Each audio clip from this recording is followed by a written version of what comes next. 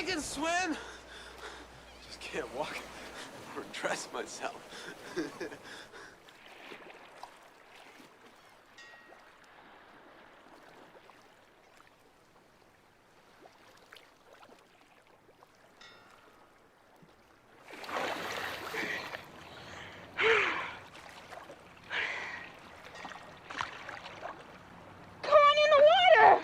Take it easy. Take it easy.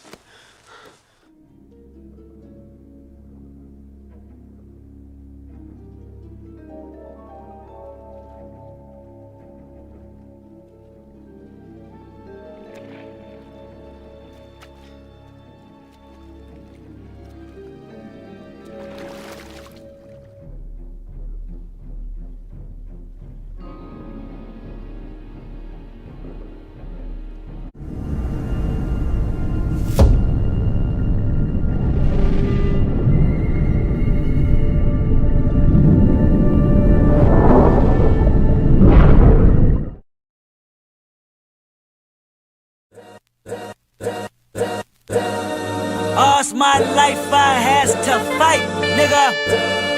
All's my life hard times like yeah, bad trips like yeah. Nazareth, I'm fucked up, homie, you fucked up, but if God got us, then we gon' be alright. Nigga, we gon' be alright. Nigga, we gon' be alright. We gon' be alright. Do you hear me? Do you feel me? We gon' be alright. Nigga, we gon' be alright. Huh? We gon' be alright. Nigga, we gon' be alright. Do you hear me? Do you feel me? We gon' be alright. And when I wake up, I recognize you looking at me for the pay cut. Bahamas, I be looking at you from the face down. One Mac 11, even boom with the bass down. Scheming, now let me tell you about my life. Painkillers only put me in the twilight. With pretty pussy and Benjamin is the highlight. Now tell my mama I love her, but this what I like, Lord knows. 20 of them in my Chevy, tell them all to come and get me. Reaping everything I sow, so my karma come in heaven. No preliminary hearings on my record. I'm a motherfucking gangster and silence for the record. Tell the world I know it's too late. Boys and girls, I think I've gone great. Trying to side my face this all day. Won't you please believe when I say, when you know we've been hurt, been down before. Nigga, when our pride was low, looking at the world like where do we go? Nigga, and we hate po-po, when the killer's dead in the street for sure. Nigga, I'm at the preacher's door. My knees getting weak and my gun might blow, but we gon' be alright. Nigga, we gon' be alright.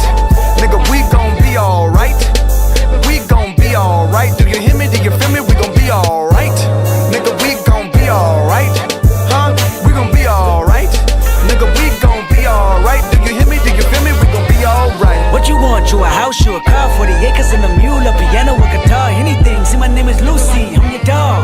Motherfucker, you can live at the mall. I can see the evil, I can tell it, I know it's illegal. I don't think about it, I deposit every other zero. Thinking of my partner, put the candy, painting on a Rico. Digging in my pocket, in a profit, big enough to feed you every day. My logic, get another dollar just to keep you in the presence of your Chico.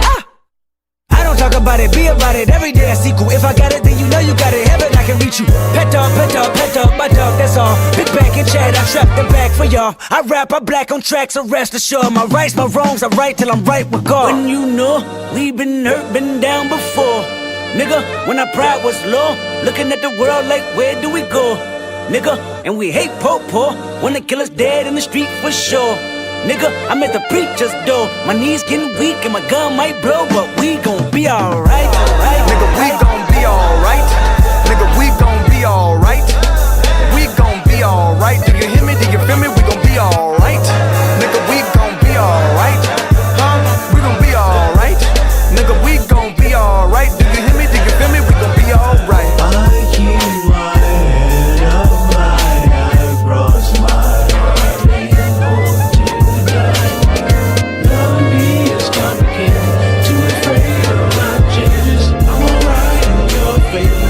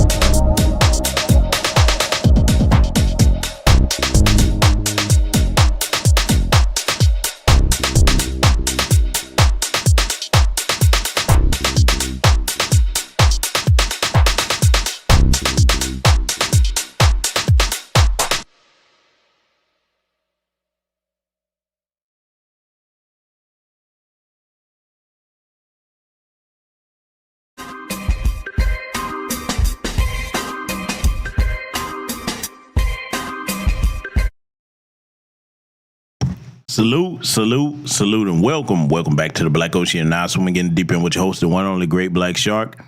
Let me know if you can hear me loud and clear, ladies and gentlemen. Give me a black fist or a thumbs up early on if you can hear me loud and crystal clear, okay? Because tonight we're going to continue with the second part of the analysis of Irresponsible Ifatunde, Dr. Umar Johnson, and his debacle of a situation.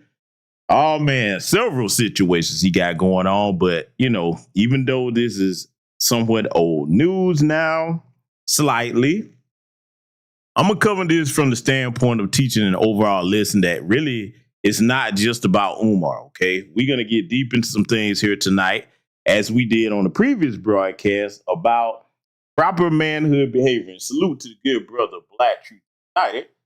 Cash out, thank you very much, my good man. Thank you.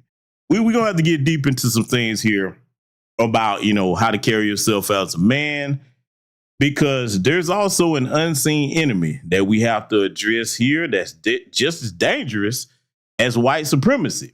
Fact of business, I will argue and posit to you this.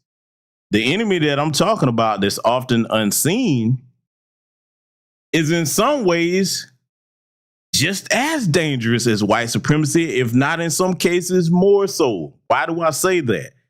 Because white supremacy, those of us with common sense, unless you just are some type of, you know, you might be the ignorant to the class, or you willfully ignorant to the point that you just deny it. And if you deny it, you know it exists. Thing about white supremacy, those of us with any common sense, we see that. We know what that is. We know what that system is like. We know who white supremacists are. We get that part. But this unseen enemy that all Black American men must look out for, ladies and gentlemen, that unseen enemy is lack of accountability for our actions and decisions. Oh, yeah, we finna get deep into this tonight. Let me tell you something. I don't care which content creator you hear, male or female, making excuses for certain things. Let me tell you where I stand on this. And I'm speaking for myself. I'm not speaking for any other member of New Black Media. I'm speaking for me. Okay, I'm letting you know where I stand on this. The reason why it's important for foundational Black American freedmen men to be aware of our own shortcomings and hold ourselves accountable, okay, whether as individuals or as a collective, is because if we're going to sit up here and preach to women about how they need to be responsible and be accountable, as men, we're supposed to lead by example, okay? And there's a lot of situations going on where people are trying to talk out both sides of their mouth. They're trying to do circular arguments and make all kinds of excuses for these knuckleheads like Shannon Sharp and all the rest of them, because it's not just Shannon, not just Umar. Umar hadn't quite got to that situation yet, but like I said on the previous broadcast about him, if he keep going, he gonna get there, okay? He's on pace to get there if he keep his nonsense up, okay? So, you know, for me, I have to try to, you know, for this is what I try to use my platform for. I try to use my platform to give you information that I know will help you, especially if you're a younger brother or sister, whether you FBA or not, so that you don't find yourself in certain situations. See, you got to understand something, man. Hopefully, you're not the type of person that believes in being dishonest and lying, but let's just say you are, okay, male or female, because I'm primarily directing this towards the brothers tonight. If you are, you better make sure that no matter who you lie to, you're not lying to yourself, okay? There's a lot of people out here with a lot of flaws about their character. They can look at everybody else and analyze all the other flaws in other people's character, but they can't ever look at themselves. And see, that's a dangerous thing when you're not humble enough and possess the discipline and discernment enough to look at yourself and say, you know what, these are my shortcomings. I'm in error here. I should change my behavior, because people can talk till they turn blue in the face. Nobody knows you like you do. Okay. At the end of the day, you're alone with you and yourself. You know you better than anybody. Okay. You can deceive anybody that's on the outside of your existence. Okay. But you should not be deceiving yourselves. And sometimes people do that. And it's worse when these people who deceive themselves don't have genuine people around them that will pull their coattails in good faith and say, hey, brother or sister, you're in error here. Love you to life, but this is not the move to make, okay? So we're going to be addressing things from that standpoint here tonight. All right. All right. Glad everybody can hear me okay. So what I'm going to do, customary, going to scroll up and greet those of you who are my esteemed guests in the building. It's a tradition over here on this platform, and shout out to all the new subscribers. I guess y'all really tuning in to hear what a brother have to say, huh? That's all right. Hey, welcome. We on the grown folks business over here, and we don't do any sugarcoating. So you came to the right place if that's what you're looking for. All right. Now, see who I see in the building. Make sure I can see everybody here. Hey, I see Sister Stuns Ed in the building, Key Prince in the building, Patricia Jenkins. I see you, Tanisha Murdoch, Priscilla Taylor, Concerned Black Citizen. Welcome, good brother. I see Derek Park over here, Hot One in the house, Charlie X, my good brother Black Voltron Reloaded. Oh, yeah, boy. Hey, y'all. Hey, look, for the newcomers, we clown over here. My brother Black Vulture says, I'm a descendant of a low panhandling donation, missing food stamps and heavy hunger pain. Hey, man, he did it to himself. I got the laugh. Salute to my good brother, Mr. Sam. And I see Anthony in the building. Salute and welcome to all of you and anybody else that be joining us in attendance here tonight. Boy, that's funny right there, man. Hey, listen, man, it is what it is. You know, he put himself in that position, man, and it's hard to feel any type of sympathy for anybody that does that foolishness, because let's address something early on here before we get started with part 2 of analyzing our irresponsible Ifatunde behavior, okay? All jokes aside, younger black men, okay? When I say younger black men, I'm talking about if you 19, 20, mid-20s, listen up, listen up, listen up, listen up. Older brothers in the chat room, co-sign what I say if what I'm going to tell these young men is responsible, okay? Umar's situation, where he's claiming that, you know, hey, he thinks somebody's messing with his bank account, is frozen, all of this stuff. If that's to be believed, let me talk to my young black men and tell you what one of the core responsibilities and tenets of manhood is. One word, preparation, okay? Advanced preparation, I shall say 2 words. Yes, we're in the digital age, okay? The age of digital currency, etc. But you better understand that some things, even though they're old in tradition, are not outdated, okay? Now, why am I saying that? You better understand that going back to the time period of some of your great-grandparents, there was always somebody in the family, an elder that believed in, even when banks came along, we were allowed to bank and everything. They believed in keeping some solid, hard cash on hand. Some people call it mattress money. Today, I advise all young black men, you need to have some type of personal safe, spend some money on a good one, fireproof.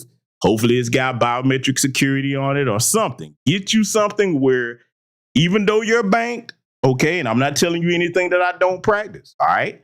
And for anybody getting ideas, please don't come trying either one of my residences. That would be a suicide mission. If you don't know anything about your brother, you better ask some of these people in the chat that know my background, okay? I'm going to leave it there. But you need to have an alternative on hand just in case something happened where you don't have access to, you know, your currency in the bank for whatever reason. Now, as we all know, for anything that happens, most of your money in most accredited banks is insured up to a certain amount. However, a well-prepared man keeps some cash on hand somewhere, just in case an emergency happens or what have you need to put your hand on physical money. However much you think you need, that's up to you and your individual situation. But I will say this. If you're a family man and you haven't done that, you better really change your tune on that, because the thing about manhood, and I thank God for my father and my uncles, again, I say that often. I was always taught from an early age, even before my father directly instructed me of this, and my uncles and grandfathers. I watched by how they move, because that's another thing that's important about manhood training. It's part being instructed by what your elders tell you, the elder men in your family tell you. Then the other part of that education is even after they say it or before they say it, you get to observe how they move, okay? Get to observe how they move. That means you in the same household with your father, grandfather, somebody. I always watch what they did, okay? And it matched up to what they said. I was always told, hey, when you get older, you make sure you have some hard cash on hand. just in case some type of emergency come up out the blue. You want to be over-prepared instead of under-prepared, okay? So I'm just telling you now, if you're a young black man, that's some information that will go well with you all the days of your life, okay? Every older brother in here can probably attest to what I just said. Yo, brothers, F out the business, because see, we do it live over here. Is there any older man in my chat room that disagrees with that sentiment, okay? Sound off and let me know. You free to say what you need to say over here.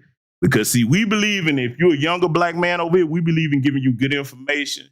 Not just from me, but from the older brothers in the chat room, all of us, B1, Black First over here, Foundational Black American Freedmen, or non-FBA. I want you to be able to learn things that's beneficial to you in your life that sees you prepared as much as you can be, because life throws us all unforeseen occurrences. This is why, as much as possible, you need to prepare for certain things. And then again, if you're in a situation where, let's just say, because of that preparation that you've undertaken as a man, you never know that sometimes that could be the difference maker between life and death. I've been in many situations like that in my family, okay, and outside of it, even just with a peer group of friends.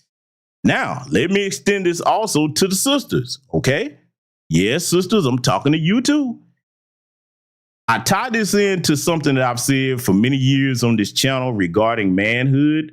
A part of manhood, even if you have a woman, is training her in the things that you know, so that if she's ever outside of your presence, or for some reason y'all separated, she has a certain measure of survival skills and survival instinct, okay? And I'm going to tell you right now, if you're dealing with a woman that's not going to listen to you, my suggestion is you need to move around, because you cannot properly protect a woman that's never going to listen to you, okay?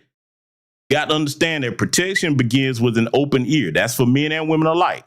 You can't protect somebody if they don't listen to a damn thing you say, okay? So I'm just giving you the advice early. And see, you got to understand something, ladies. A man's job is to teach you those things, okay? Some of you might already have some of those skills if you grew up with a father, etc. But for those of you that didn't, hey, that man is going to be with you in whatever capacity. He's responsible to make sure that you have some of those skills that he has in life. Just think about it. What if you're in a situation with your homegirls? Y'all out chilling somewhere, okay? All of y'all in the car, something happened, tire go out. Hey, you might be the only one in that car that knows how to change a tire. I'm just giving you a basic example, okay? Or any other situation, you know what I'm saying? So, I mean, brothers, you make sure you teach your women out here what they should be able to do in order to survive and get back safely, all right? I could do a whole broadcast on that. I've done several on Patreon and over the years, but it might be time to bring that back. Okay, because we're in some times here where, hey, unforeseen occurrence could befall anybody. So just make sure that you're prepared out here, young black men, young black women. Okay, hopefully if you're an older brother or sister, you understand what I'm talking about. All right. Now, one more thing before we get down to brass tacks here tonight. I have to ask a question. I've been seeing what's been going around. Oh, boy, I find it hilarious. The so-called Sydney Sweeney controversy that the Alabasters have ginned up. I'm going to be honest with y'all, and y'all let me know what you think about this. I didn't even know who the hell this woman was, man, until they start whining about her. Because you know me. I don't keep up with paddle-ass alabastrous women, okay? That's just not my thing. I'm sitting here like, who the fuck is this? You know what? To be honest with you, let me tell you how much of a fuck I didn't give about that. I didn't even care enough to go find out who Sydney Sweeney is, okay? Maybe some of y'all did. I didn't even bother to look the bitch up, okay? So I'm sitting here like, what are they talking about? It's so bad now. They just have to manufacture some bullshit. I don't think any foundational Black American freedman man, unless you're a bedbug, okay, is running around worrying about what the hell some flat ass white woman is doing. I just don't. I don't care what she's wearing, what you say. Look, just don't fuck with me and my people. I don't care what you got going, okay? So they all got that going around. Some people ask me about it, and I mean, I'm like, I just can't even muster a fraction of a fuck up to care about that. I just can't, okay? So how many of you knew who she was? You know, I just want to ask real quick, who the fuck was she? Okay, because I just really can't find any reason why we should care about that. You know, white folks, we really don't care. You know, I doubt any sisters wake up like, oh my God, I wish I was like Sydney Sweeney. Think about it. Why would our voluptuously endowed, beautiful sisters of any skin tone wake up one day. See, we got to run through this. I'm not a woman, but sisters, you correct me if I'm wrong on anything I'm about to say. Because I'm just assuming most of y'all didn't give a fuck about this. But I'm asking the question, okay, just from what I know about the sisters.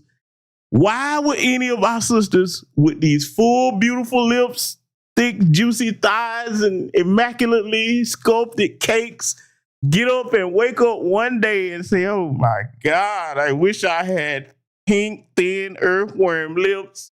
I wish I had long, stringy, lice-attracting hair.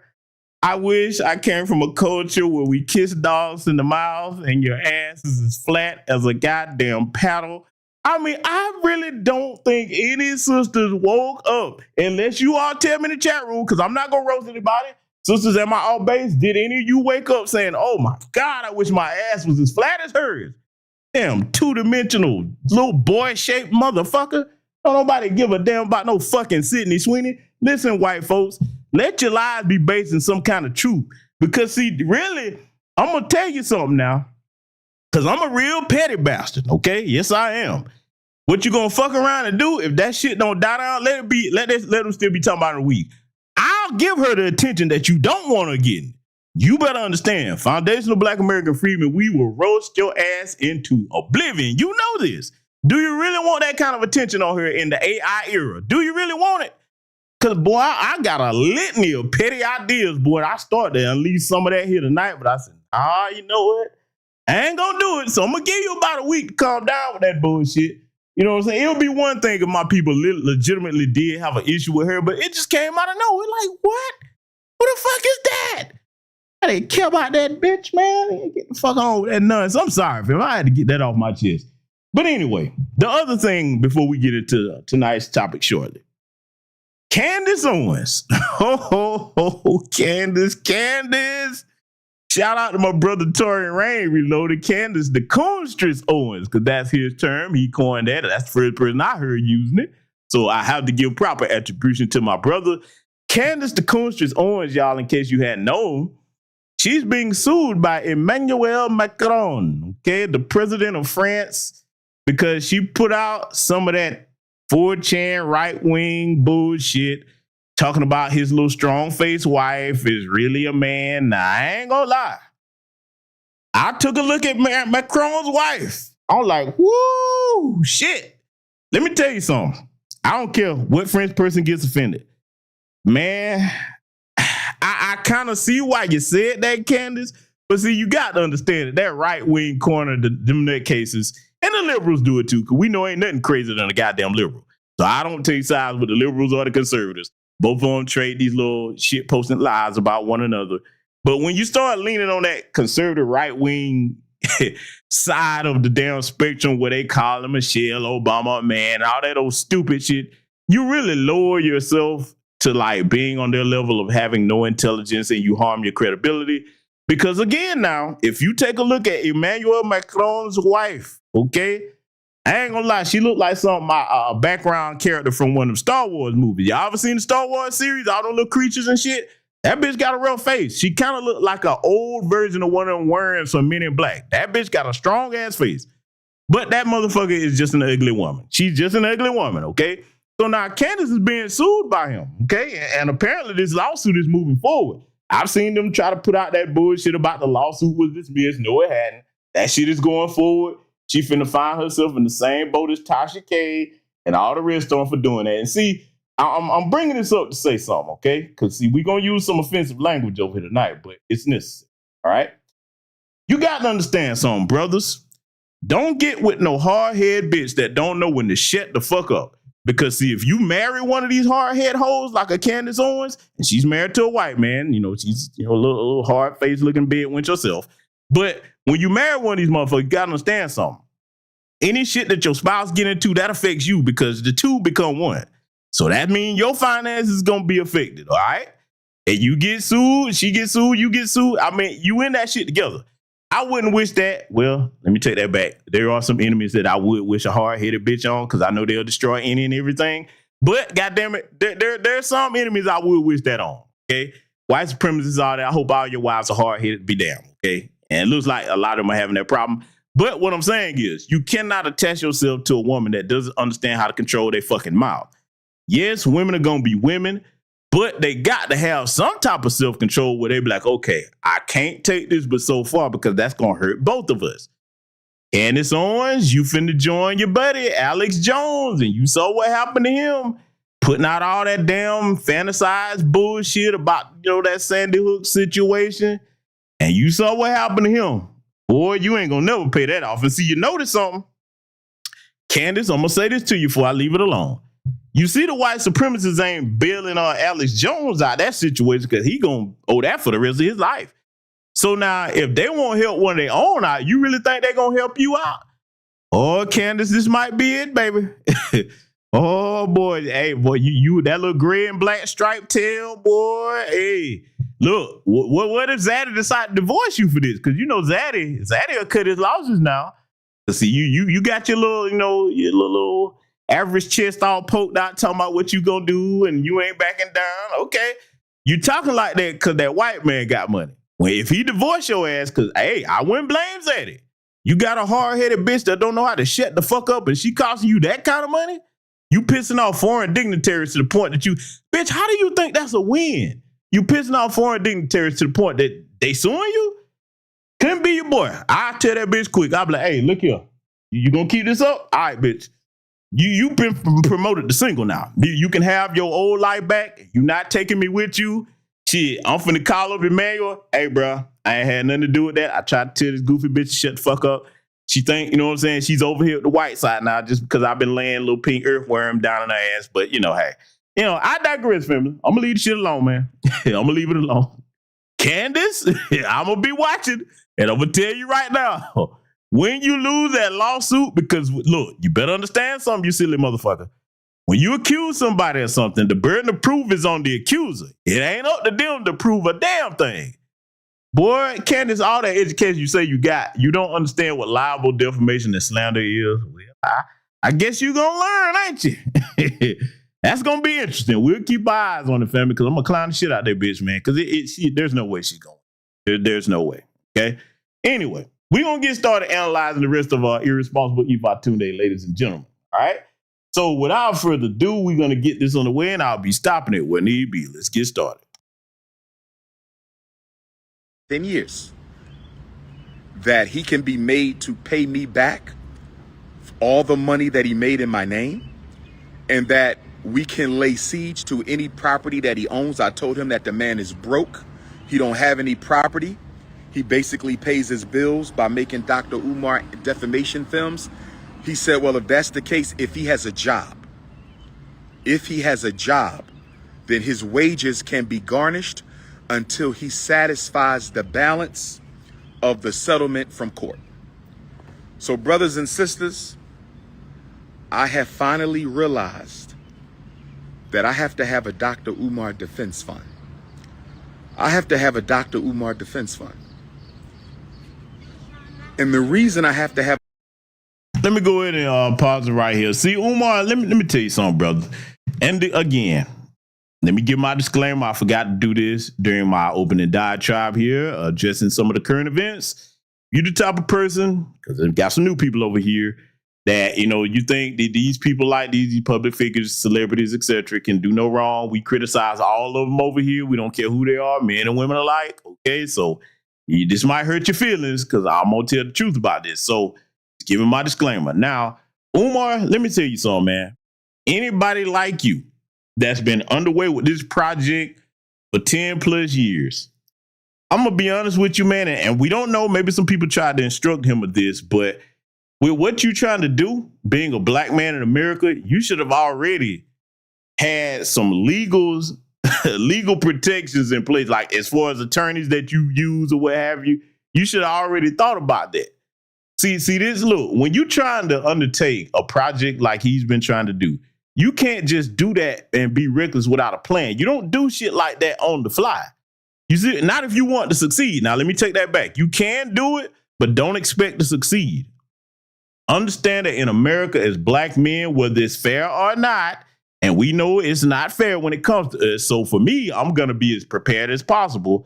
You should have already had some attorneys. you know what I'm saying, lined up. But see, the way he tried to do shit, you more focused on chasing these raggedy hoes, okay, and playing games and trying to be all these different characters that you created in your head. You know what I'm saying? Like, some type of Pan-African, you know what I'm saying, or Fat Albert or what have you. I don't know what the hell you got going on. But see, you should be prepared, man. You shouldn't have to get a defense fund now.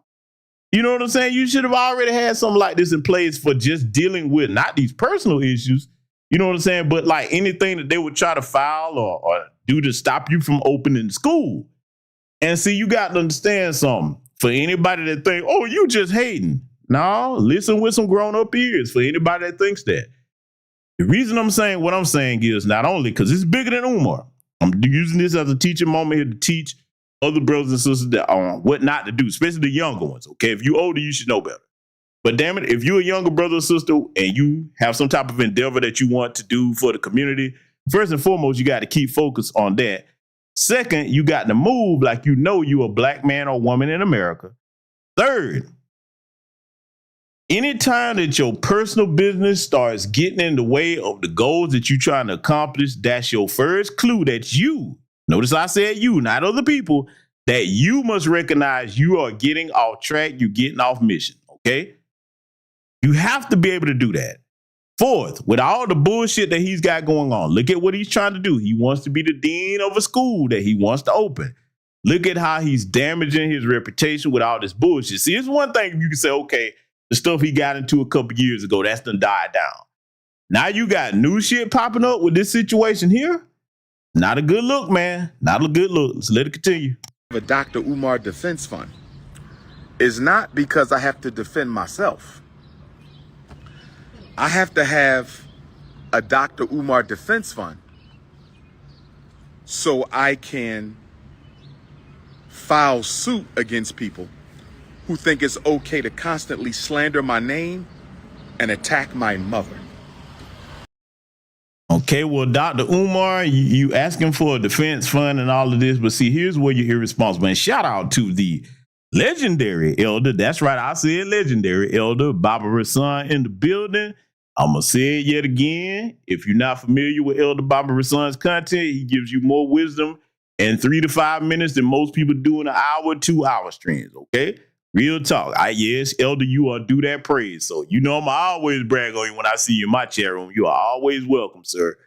But when it comes to Umar, okay, Umar, this is go to show you you're inconsiderate and you're abusing the support of your followers. Now, why do I say that?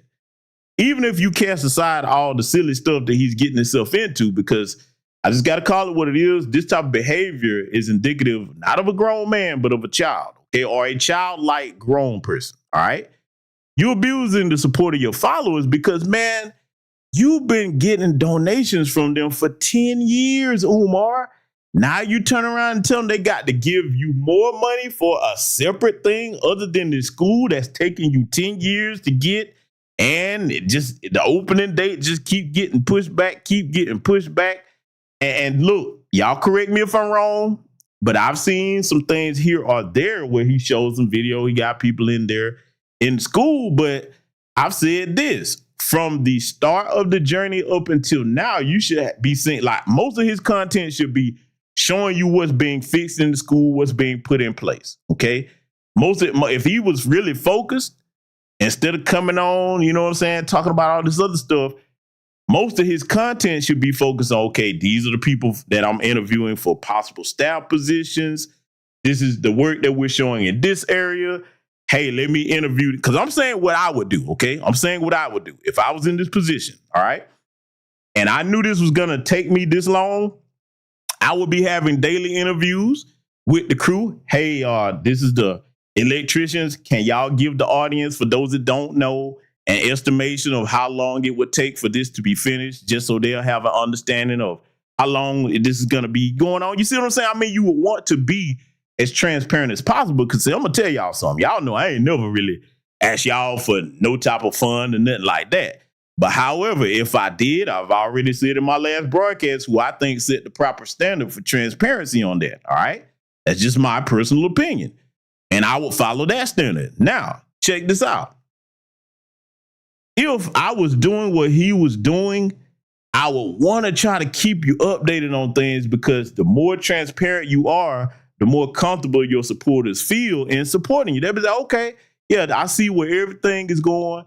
This brother ain't up to nothing, man. He focused on things. He ain't trying to get in the middle of none of this bullshit and got all these distractions and stuff just keep popping up. You see what I'm saying?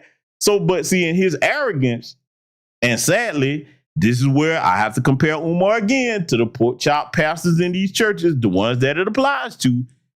He's relying on that his audience is going to be just as gullible as them, because it's the same thing. The perpetual, never-ending building fund. That's really what it's coming down to, Umar. I see a lot of us tried to really spare you criticism from these types of things, but now it's getting to the point that it's not about piling on, but it's about, hey, man, as men, as black men, we have to address this bullshit. Because one of the things that we all must learn to do is hold each other accountable. So let me tell you something, man. I cannot act like I don't see that as a black man. And it ain't about kicking him when he's down or piling on. But at the same time, as men, if we're going to tell these women that, hey, we need y'all to do better, be accountable, you have to see us leading by example. Because see, for the people that's making all these excuses, for the Shannon Sharps and all these other different people, let me tell you something. I don't care how well-spoken you are. Women are actually looking at that, okay? See, I'm aware of that. Our reputations, and whether we lead by example or not, just because women don't come out and call it out and say anything, don't mean they're not looking. Now, you might say, well, why are you saying that? Because I have sense enough and intelligence enough to know that in a system of white supremacy, we need the other half of the community, which is our women, to be lockstep with us on any move that we trying to make for the protection and empowerment of our people. And you cannot do it the way Umar is doing it, the Shannon Sharps, etc. Okay? And see, let me say this too, because I've seen a lot of people making all these excuses about stuff. Let me tell you something, dog. As a man, what I do is not contingent upon what women don't do. I'm a man. I expect women to be women, okay? I'm not going to base whether I do the right thing or not off of what women do and don't do. Because if you a man out here talking about that, you're not worthy of leadership. You don't even understand what leadership is if that's what you're doing, okay? You do the right thing no matter what. I don't give a damn who got a problem with it. You understand? But you know, like I said, I got some broadcasts coming up that's going to deal with that. Oh, yes, I do. Let's let it continue. Attack my mother. Attack my mother. So,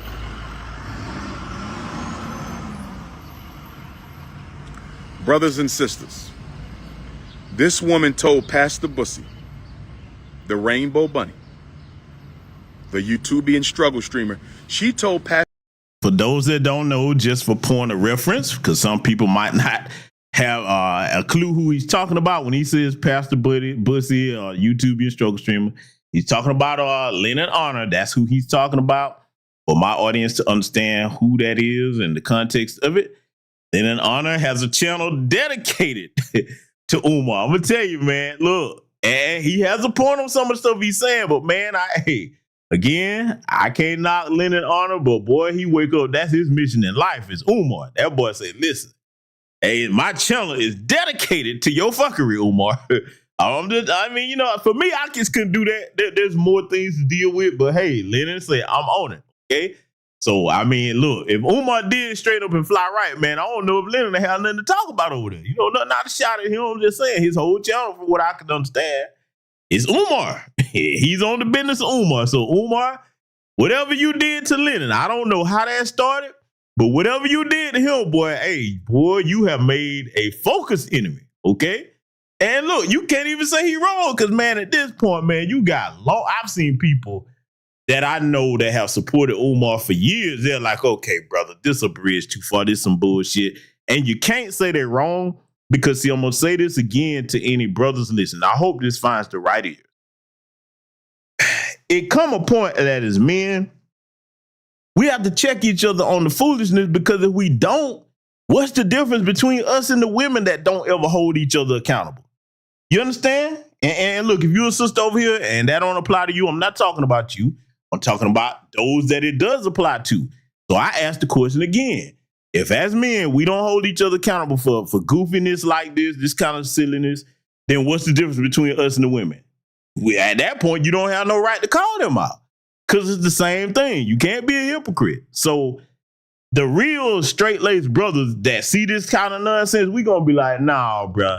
Even if we did believe in what you had going on, this ain't the way to go about it. And, you know, again, I'm not wishing it because look, for the longest, I was one of the people like, yeah, man, okay, the brother done did a couple of things, it's goofy or whatever, but I hope he get the mission accomplished. And unfortunately, he seems to be his own worst adversary. He does. Unfortunately, he really does seem to be his own worst adversary. So at this point, Umar, unfortunately, you're becoming a lesson. That's the only good thing about it. You're becoming a lesson for us to show other young brothers that want to be leaders in the community or want to engage in such audacious projects, rather. You're showing them what not to do, okay? You're showing them what not to do. You don't abuse the trust of your supporters, and you definitely don't keep on getting into things that distract you from doing what you say you're going to do.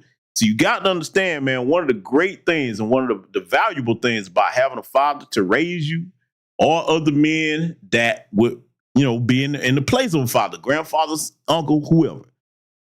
Be a man of your word. You hear me? Whatever you say you're going to do it.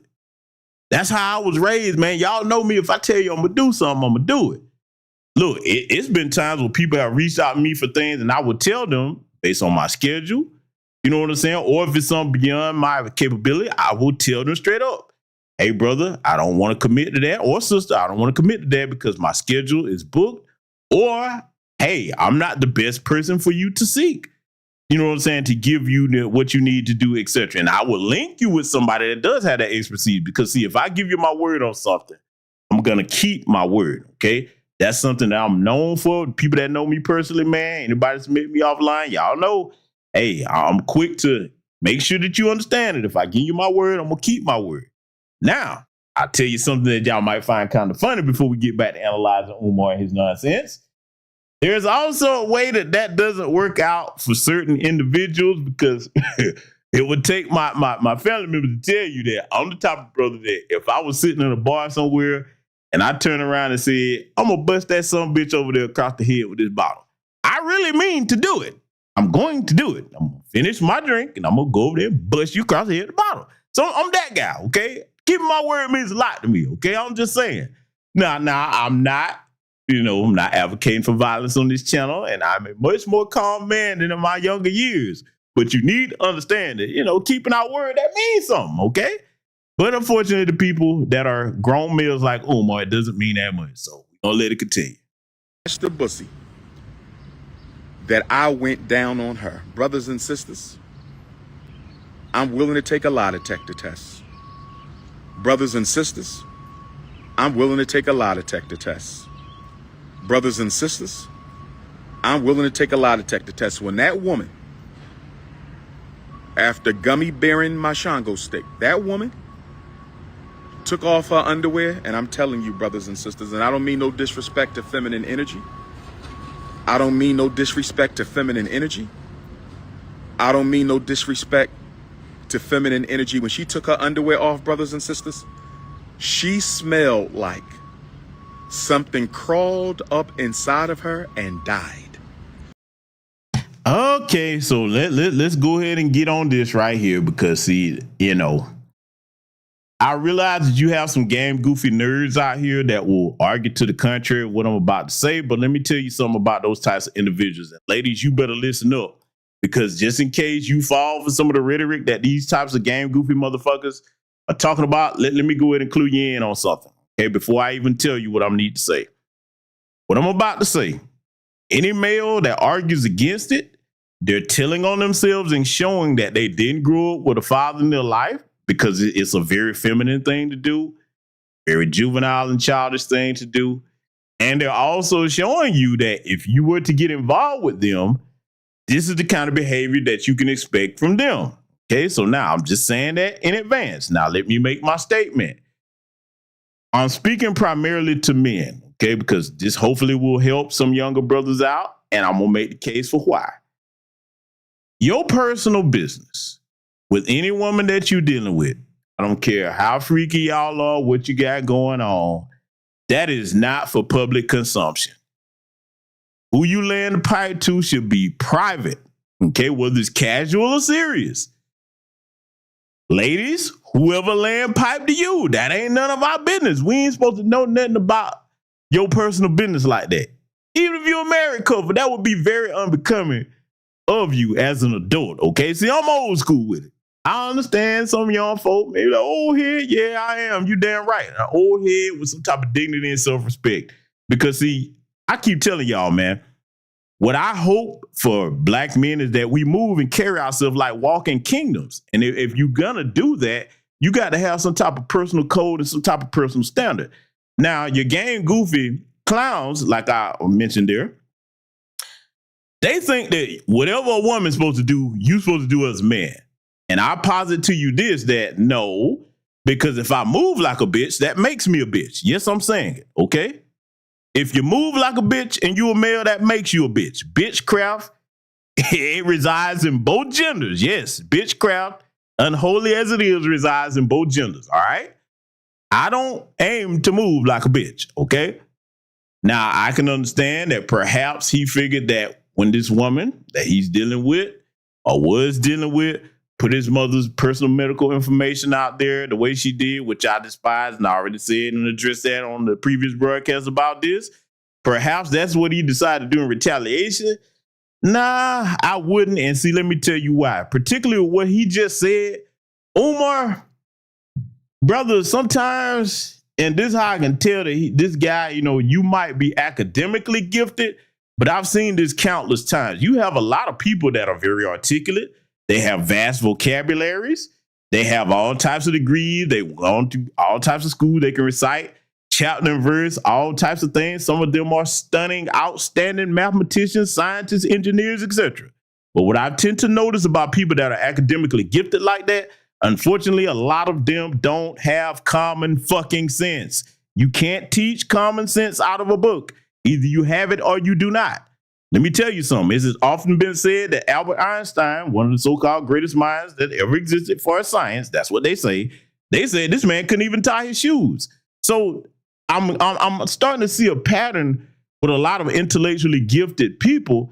A lot of them, when you look at it, they do very stupid things. They don't have good common sense. It's like that's the trade-off. And there's always a trade-off with something in life. You know what I'm saying?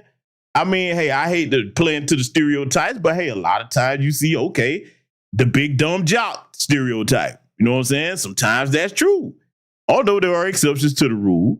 But I guess the inverse of this would be if you're academically gifted, then you just don't have too much functioning common sense, which would keep you out of things. Because see, Umar, I just got to go here, bro. Assuming what you said is true about this particular individual that you was dealing with, brother, if you smelled something after you took her underwear off, you still hit my nigga? Let me just be honest, since we out the hours here, brother, and I've never been in this situation, okay?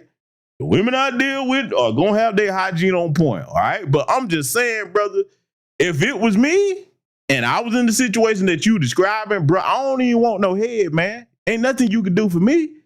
Hell no. If it's really the way you saying, think about it. For anybody listening that might have thought this was some kind of flex, if you thought it was, brother, the question with Beckon, like, what type of nasty motherfucker that make you?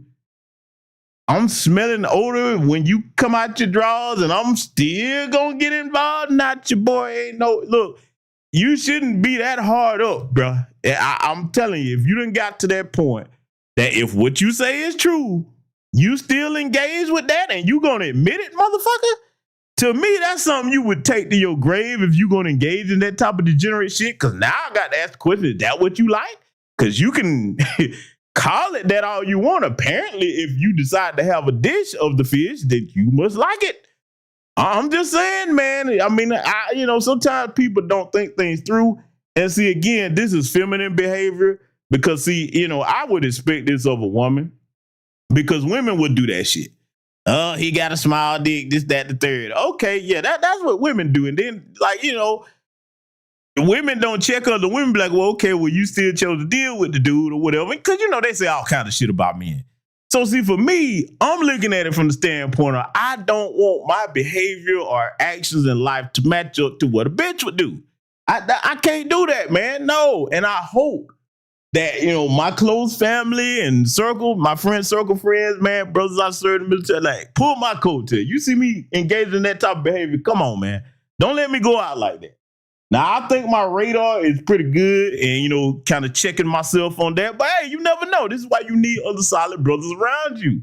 I like, man, please don't let me move in that direction, man. Because again, bro, you carrying that. And then he went on that length, as you go here, okay? He went on that length about how all this, horrible odor was emanating from this woman. But yet you still ain't got, see, look, let me just be blunt. If I was to be in this situation, okay, for me, an awful odor would just kill everything. I like, man, nah. No, it's time to run. Now, the only thing I would probably do, maybe, see if there's a fire extinguisher around somebody spread at your ass or something. I mean, hey, if you know me, y'all, you know where I'm finna go with this, okay? If I was in his situation, I would feel threatened and afraid. And this is where I would pull out my blessed Listerine. I'll probably dash it at her ass. Like, bitch. You know what I'm saying? I'm just saying, man. But, hey, apparently he enjoyed all of this aroma. Okay. Because see, Umar, again, this common sense thing, I don't know if you thought about this before you said it. And then apparently he's the type of person that doesn't catch himself once he starts saying this type of shit. Because see, like something would have clicked in this little eye-shaped head of his that would have said, hey, bro, man, do you hear what you're saying? Don't continue saying this on live, my nigga. This is a chick you chose to deal with. So what are you saying about yourself? Because I wondered after the live was over, did he ever go, damn, I shouldn't have told these people that.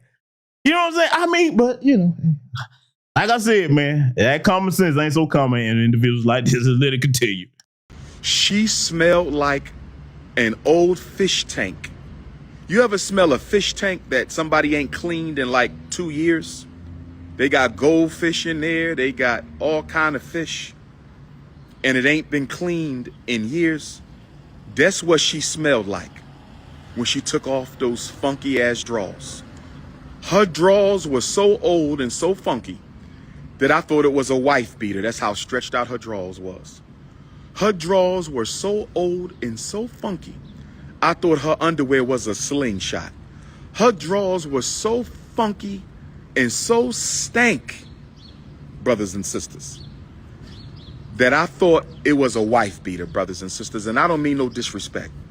So when she said, it's my turn, after she got finished swallowing the Shango, she said, it's my turn. After she got finished swallowing the Prince of Pan-Africanism, she said, it's my turn. And I'm sitting there and I'm saying to myself, how do I get out of this? Because Umar, if what you saying is true, okay, and see, this is where, people, to give you the benefit of the doubt is people like, okay, more people gonna say, nah, it can't be true, bruh, because if it is, that means you stayed of your own volition. How you get out of it, my nigga, is the minute that you smelled anything, you supposed to up and leave, bruh. That's supposed to be the end of that. No discussion whatsoever. I'm talking about leaving on the way out, block this bitch, okay? You know what I'm saying? Because see, at this point, you're playing with your health, all right? You're fucking around with fucking whole man that according to you, that got all this powerful odor emanating from. Look, bro, look. I'm just going to say this, right? Y'all know I usually don't talk like this, but we got to deal with this in an honest, uncut manner. If I'm going to enjoy, okay, the royal ride being treated, I can't have anything, disrupting my experience. And that smell that he described would disrupt my experience, okay? Nah, brother, you know what I'm saying? I don't understand, how you were able to continue enjoying that. And maybe it's just me. Maybe I'm spoiled that way. I have to enjoy everything, okay? That is a sacred time for your brother, okay? I don't like distractions. We got to have hygiene on point.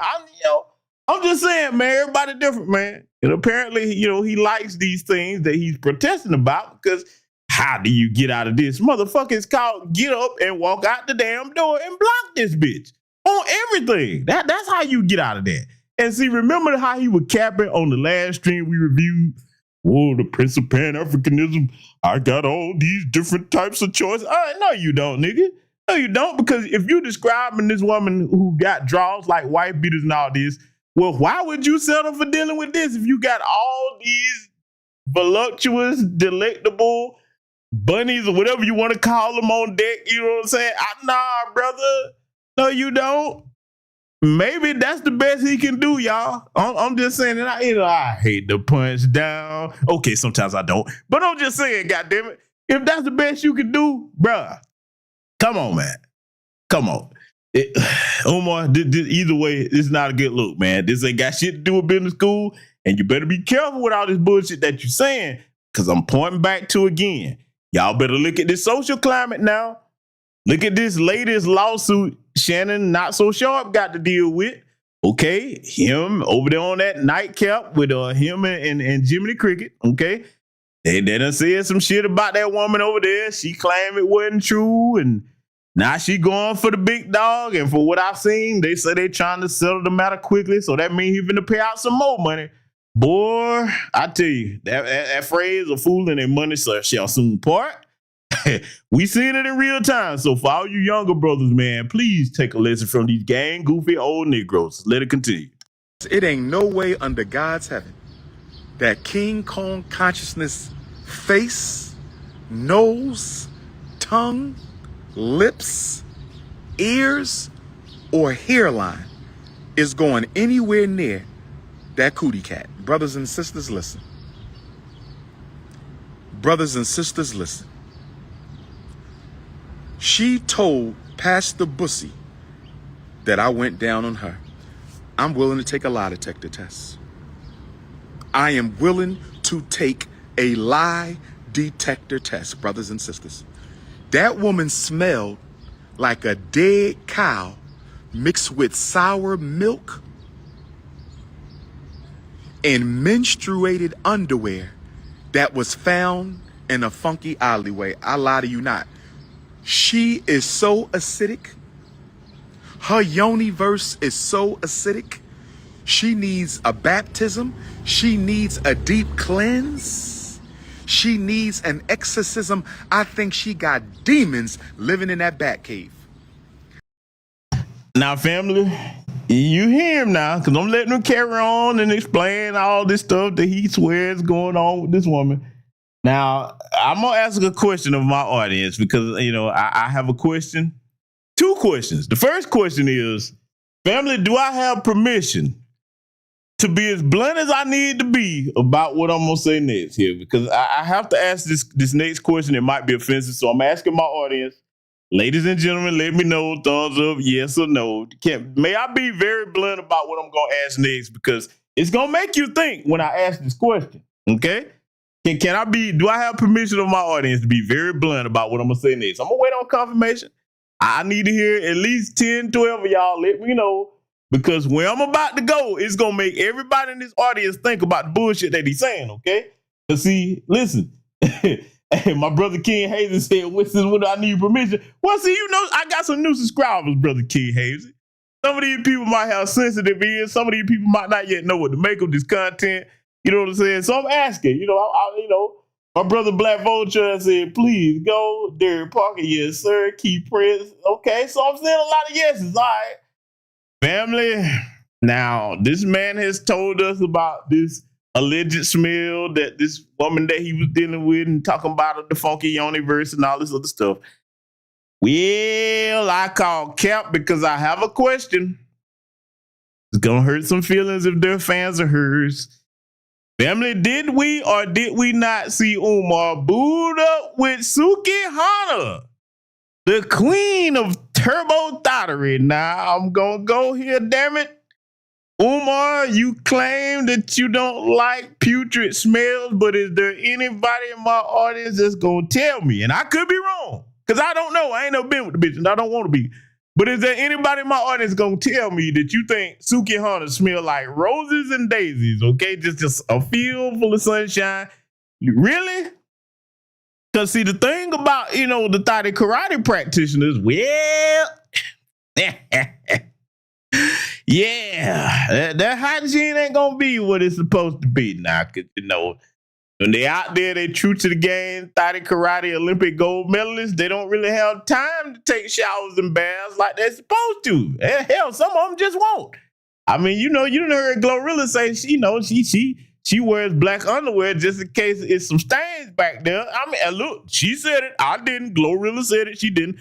But now, hey, it's Thots of a feather. You know what I'm saying? Thot and Bop together. So, I mean, you really think that anybody that's going to be all booed up, because, come on now. He was laid over Sukar. I'm just saying, come on now. We going to be grown folks over here.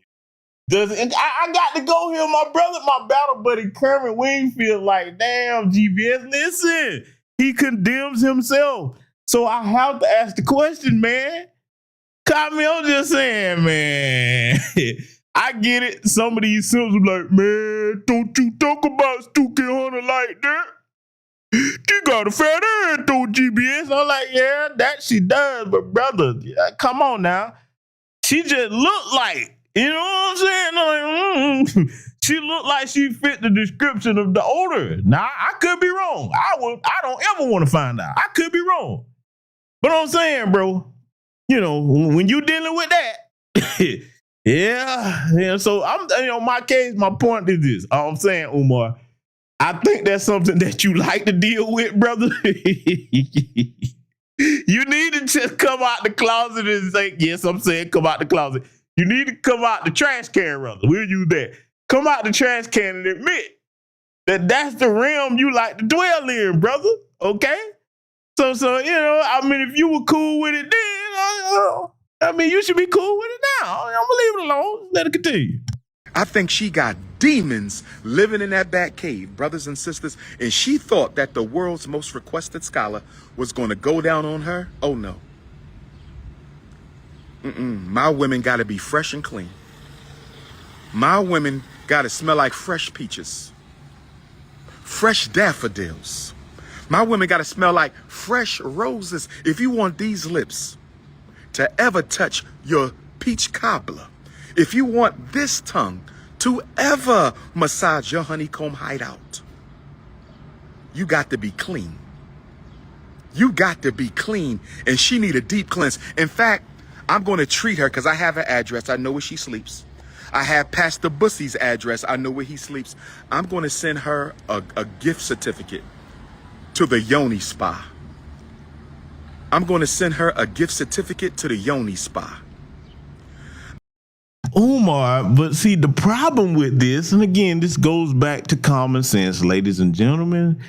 The problem with this is you're talking about doing this in hindsight. So now, Umar, my question to you, brother, and I term brother loosely, why would you not have done this before the situation? I mean, if because you claimed that you dealt with this woman 2-3 times, whatever. Of course, you would have noticed this on, the first encounter. So all this Yoni Spa treating that you say that you would do here, I would have thought that would have came first, man, if you just had to have it. Because I'm just going to say, if it was me, I don't want nothing. It ain't no treatment for that. That means that you was a funky bitch and you don't know how to take care of yourself. That's putting my health in danger. And I love me, okay? I love me. Look. I'm not a braggadocious person, but I love me. I do. I love my health. I'm not going to endanger my health by dealing with something that could possibly have parts of me glowing in the dark, like something radioactive. But apparently you don't have that problem, Umar. Talking about gifts to Yoni Spas after the fact. Nah, man. You're supposed to did that in encounter one if you just had to have it. Let it continue. I'm going to send her a gift certificate to the Yoni Spa because whatever she got in her, I don't know how many men she done been with. I don't know. But I've never smelled a woman smell like that. But let me get back on topic. Let me get on topic with this funky coochie cat Kansas City throat goat. Let me get back on topic trying to destroy me. You picked the wrong one. You want war? I'm ready for war. Ogun is ready. Ogun is ready. So she told Pastor Bussy, I went down on her.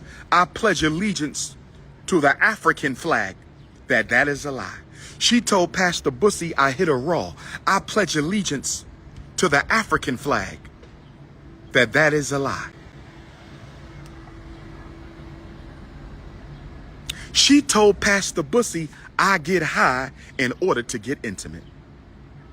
She told Pastor Bussy, the rainbow ganging YouTubian struggle streamer, that Dr. Umar has to get high before I get busy. I don't do drugs. I don't do dope. I don't get high. But she told him that. Now, Umar, I'm going to say this. I hear what you saying, Umar, about what you don't do. But we've seen some erratic behavior from you over the years. And y'all, hey, look, I can't confirm it, but brother, we done seen some of your behavior over the years. Now, that's not normal, okay? You do something. I can't say what you do, but you do something. I can't prove what you do, but that behavior we've seen from you, y'all done seen him playing with his nose and all kinds of stuff. Come on now, Umar. But see, then again, if that's the case, these people are not attached to reality like normal people. And my sister, that bitch Aries, says in there, what sister that name? She said that he had a whole baby with her. No, not this one, because I ain't gonna play with, show what the lady look like. No, she's well past childbearing years, so now he didn't have no baby with this one that he's accusing here. That, like I said, the video is out there, y'all can see it. You know what I'm saying? Tasha K done interviewed this lady. Now this ain't one of his baby mamas he talking about, So now, sister.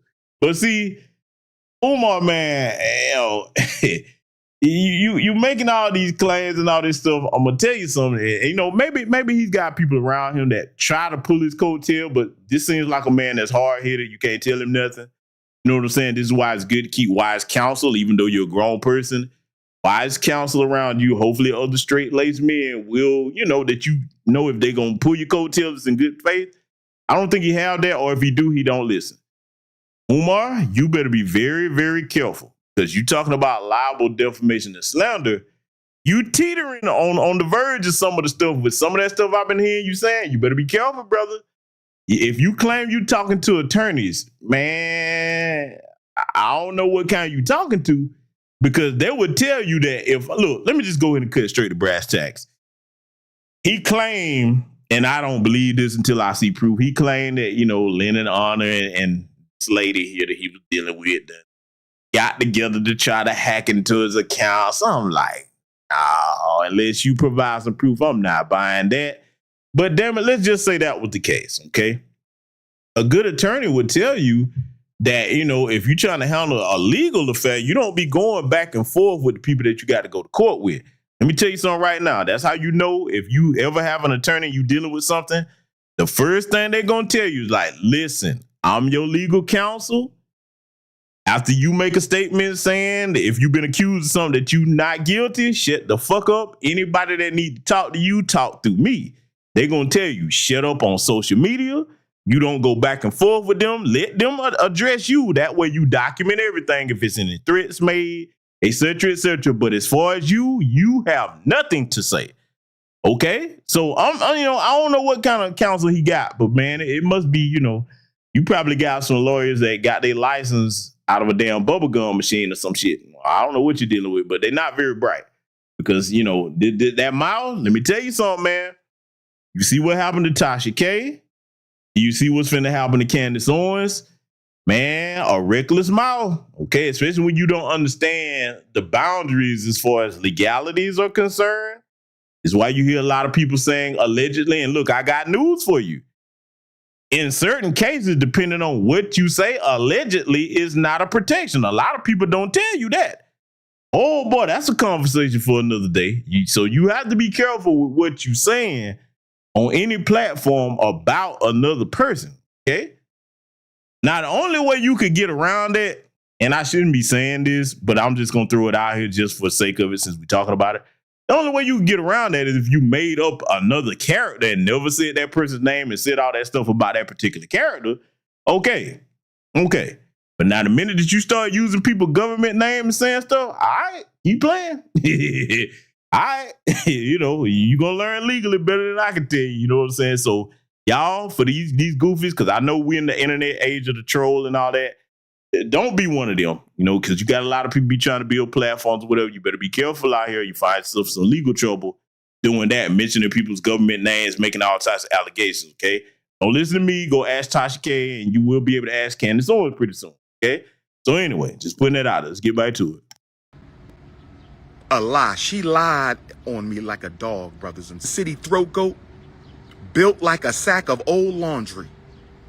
Built like a sack of old, you fat, funky. Let me stay within character.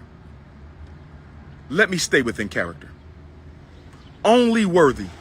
You are only worthy of shining the Shango, you dusty hoe. You are only worthy of shining the Shango. How we doing there, family?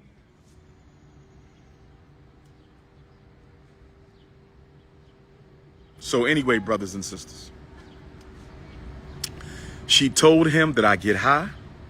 She told him I went down. She told him I went raw. That's me, my brother, Dr. Umar Ifatunde. Yes, sir. That's me, my brother. Yeah, I know that was you. That is me, my brother. Yes, sir. Oh, God. Yes, sir. In Delaware, man. I'm in Delaware, brother. This is the Frederick Douglass Marcus Garvey Academy you're looking at. Yes, sir. That is me in the flesh, elder. Oh, my God. That is me in the flesh, elder. I'm battling demons right now, but we're going to win. Lord have mercy. No problem. No problem. Wow. I'm just on my way to help my mom with her groceries. Oh, man, that's beautiful, brother. I take care of my mother. That's beautiful, Yeah, brother. She's 83. Now I'm gonna let this exchange play here between him and it sounds like an older gentleman that's off camera that addressed him, because I'm gonna tell you why this is important. Regardless of all the jokes I'm cracking on this man and the things I'm pointing out that he's done wrong for the purpose of helping others that need to understand it, especially younger people, I want you to listen to how highly this elder is speaking of this man, because see, it underscores something I've taught for years on this channel. There's not one dime in this world worth your reputation. Okay. And it's black people, especially black men in America, once your reputation is damaged, that's sometimes hard to ever replace that. Okay. So you want to guard that as if it's something very precious, because see, let me talk to you.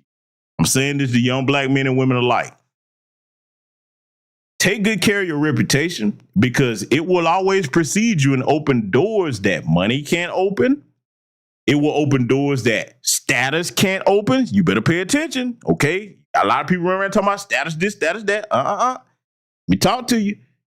Your reputation, a good standing one, will open doors that even letters of recommendation can't, okay? If people are familiar with your reputation because they see that you are a brother or sister that is about your word, you do what you say you're gonna do, they notice that your reputation ain't attached to no bullshit. You know what I'm saying? Every time you look up, it's a scandal here, it's a scandal there. You know what I'm saying? We ain't talking about somebody just making up false allegations, but we talking about stuff where people can clearly see that you got some bullshit going on. That's going to hurt your standing, man, in rooms that you have yet to enter. So you got to understand, you don't know where you're headed in the future, okay? You don't know where you're headed in the future.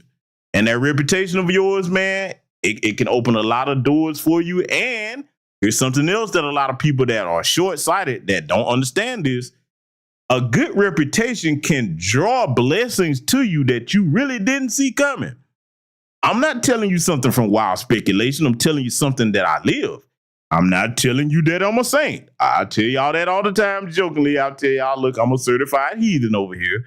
But I'm not a silly heathen to the point that I'm going to damage my reputation on some bullshit. You take care of your reputation, man. It does draw blessings to you to help you with whatever you're trying to do that you didn't see coming. You see what I'm saying? So don't ever let nobody tell you that your reputation isn't valuable. If anybody does try to make that argument, that's a damn fool you talking to. And not only that, if they make the argument against what I'm saying, that's a person that already has a fucked up reputation. I don't care whether it's a man or woman or whoever it is, okay? Anybody that would tell you to the contrary of that, that's a person that's either I already got a fucked up reputation or they don't understand the value of that, okay? So that's what I'm telling you. So again, I want y'all to listen to how this elder is addressing him here, because chances are that elder don't know nothing about none of this stuff that Umar got going on.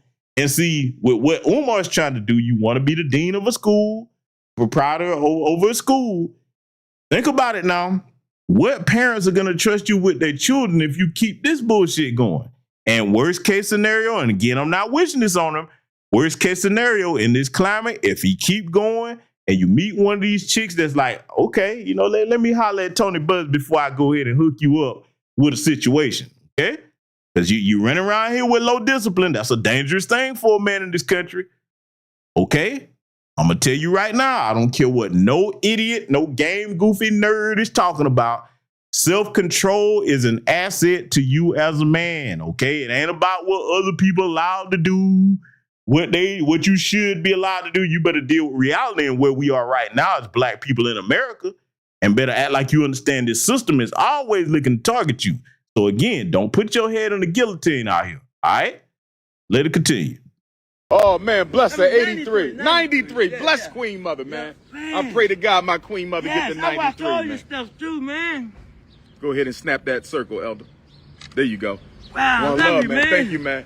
And bless your Okay. mom, man. Bless Yes. your mom. I'm going to keep you in my prayers for your mom, and you Thank keep me in your prayers for my mom. man. Thank you, brother. You're really, really intelligent, man. I'm so proud Appreciate of you, man. And Well, when we know, get this school you open, tell we're going to be the having all kind of community truth. programs here. My grandson, I used to take right next door. Boys and Girls Club. Yeah, when he was Yes, sir. They good people at the Boys and Girls Club. School, but he been having so many problems, and I took him on the side there for his mental health and stuff.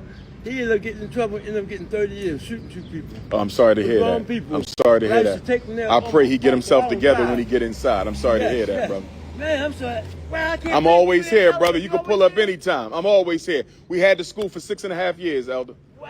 6.5 years. You was part of this? Yes, sir. I'm from Philadelphia, North Right. Philadelphia, born and raised, but this is going to be my new home, Wilmington, Delaware. Oh, man, I was coming here. Yes, sir. Yes, sir. Once we open, brother, this is going to be the place, man. This is going to be the place. Yes, sir. Yes, sir. Yes, sir. Yes, sir. Thanks, man. I love you. Take care, man. I just had to look at the hey. Yes, sir. That's me, brother. That's me, Elder. Okay. This is a good day for me, man. So, brothers and sisters, she stated 4 blatant lies. Well, Now, I want to pause this and acknowledge 2 things very important I see in my chat. And see, this is what I like about my chat room. Brother Black Vulture, he says, facts. Dig discipline saves lives and future problems. Amen to that. It definitely does. It definitely does. Heterosexual men, yes, we love our women, man. But we can't be blind fools out here that's running around like we're preteens that don't have any knowledge about the world, okay? You know what I'm saying? Because it's shameful that Umar and so many others, these brothers, man, that are very gifted, very talented. Some of them have worked hard and become wealthy. They don't have that, measure of discipline about them. And then the brother Charlie X in the chat room says, this conversation alone should have refocused Umar back to his purpose. I agree, brother Charlie X. It should have, but, it comes down to this. Like the brother Charlie X was saying, they should have refocused them. But then again, here's something else we have to ask ourselves, and only Umar can answer this question, okay?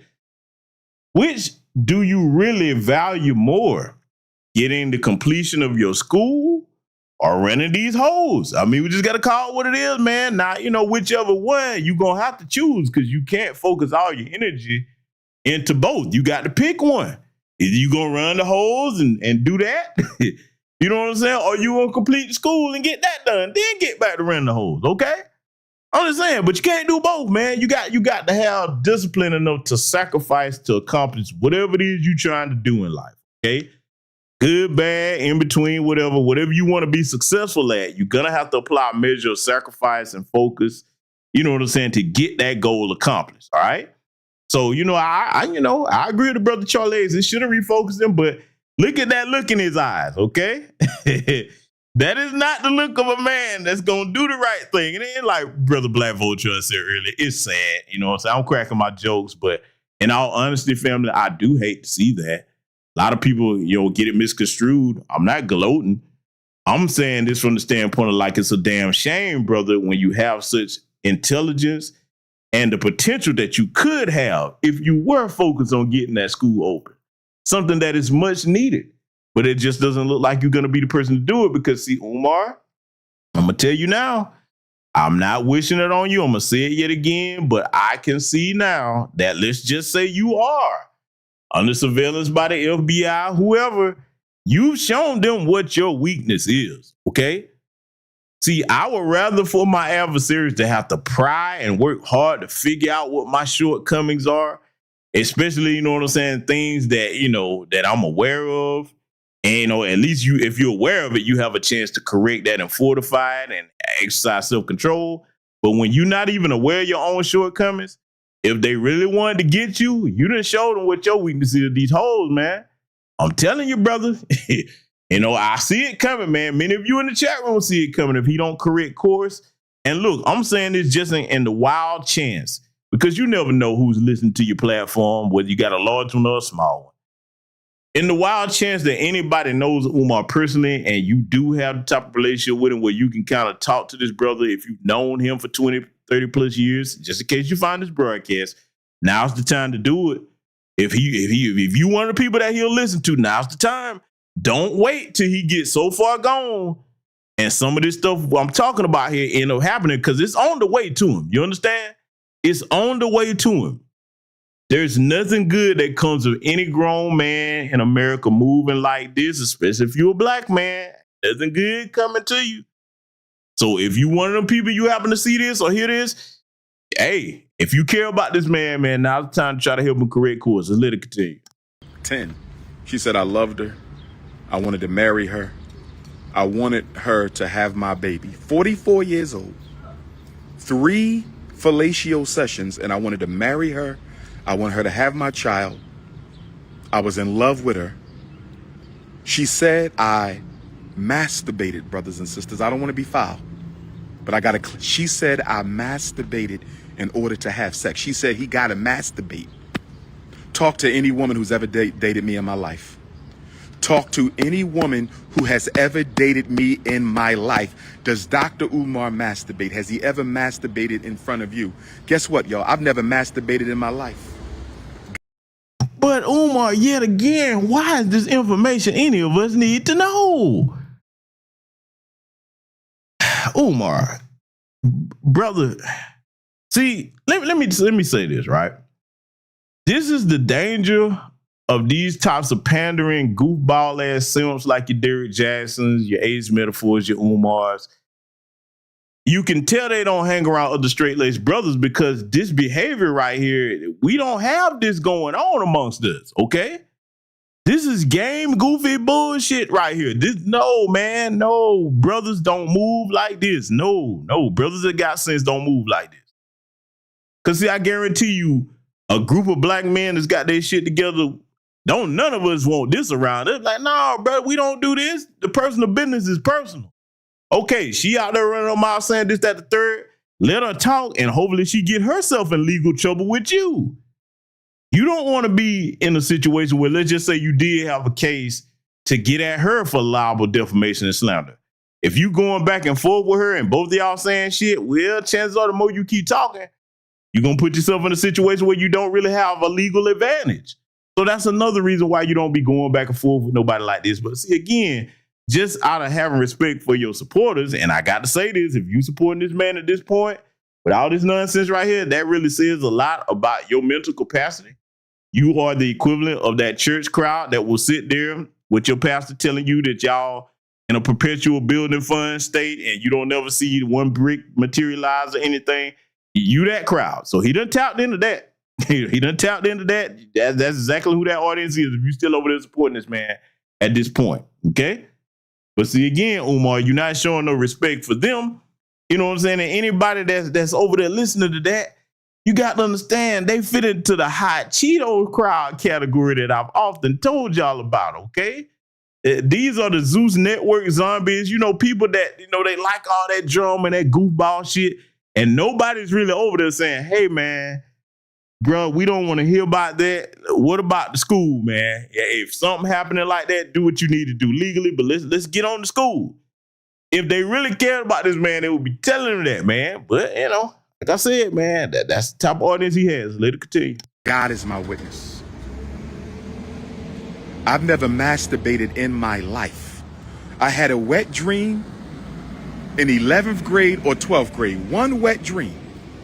I can't remember if that was 11th grade or 12th grade at the Scotland School for Veterans Children in Chambersburg, Pennsylvania. At the Scotland School for Veterans Children. And then, like my good brother Black Voltron Reloaded said, This is an actual fact, and he get mad when you bring up the actual facts. Irresponsible Ifatunde there. Brother Black Vulture said the boys that would have entered the school in 2010 are now fully grown men with children of their own, and that's true. Just you see, look, that is a very, very damning thing for you to have taken this long to the point that the boys that would have been entering your school, let's just say, you know what? Let me just go here, right? If he had his shit together, he should have been able to accomplish this within 3 to 5 years. Okay, I'm just being reasonable. Within 3 to 5 years, you should have had this up and running. But it's been taking so long now that those kids are grown with kids now. And see, if you're looking at it from a responsible standpoint, self-reflection would let you know that you're failing. If it's taking you that long, man, you know what I'm saying? Look, I'm going to tell you, another thing that he could have done that would instill some faith in the people. Okay, and this probably would have helped keep him out of some of this trouble he's in. Okay, I get it. He said he want to build a brick and mortar school. He has a unique vision for it, according to him. I got that. But in order to help keep you on the right path, Umar, because you need that, and to instill faith in those that are your supporters, why you didn't start some type of online course or something that people could enroll their kids in, that you are the proprietor of the curriculum. You know what I'm saying? You construct that curriculum or got other people that's working on it with you. That would have kept you more engaged in doing the right thing. But see, you, boy, you out here running around with these hoes, man. All right. You keep doing that. Sooner or later, man, you're going to come up snake eyes. That's the only thing you're going to get dealing with what you're dealing with. Let it continue. In Chambersburg, Pennsylvania. I had a wet dream. I was still a virgin. I had a wet dream in either 11th grade or 12th grade. That was it. I never masturbated. I never had a need to. I'm not into that. She said I masturbated. I only saw her 3 times. So in 3 sessions, 3 hours apiece. You spent, 9 hours with me? 12 hours in your life alone? I masturbated. I got high.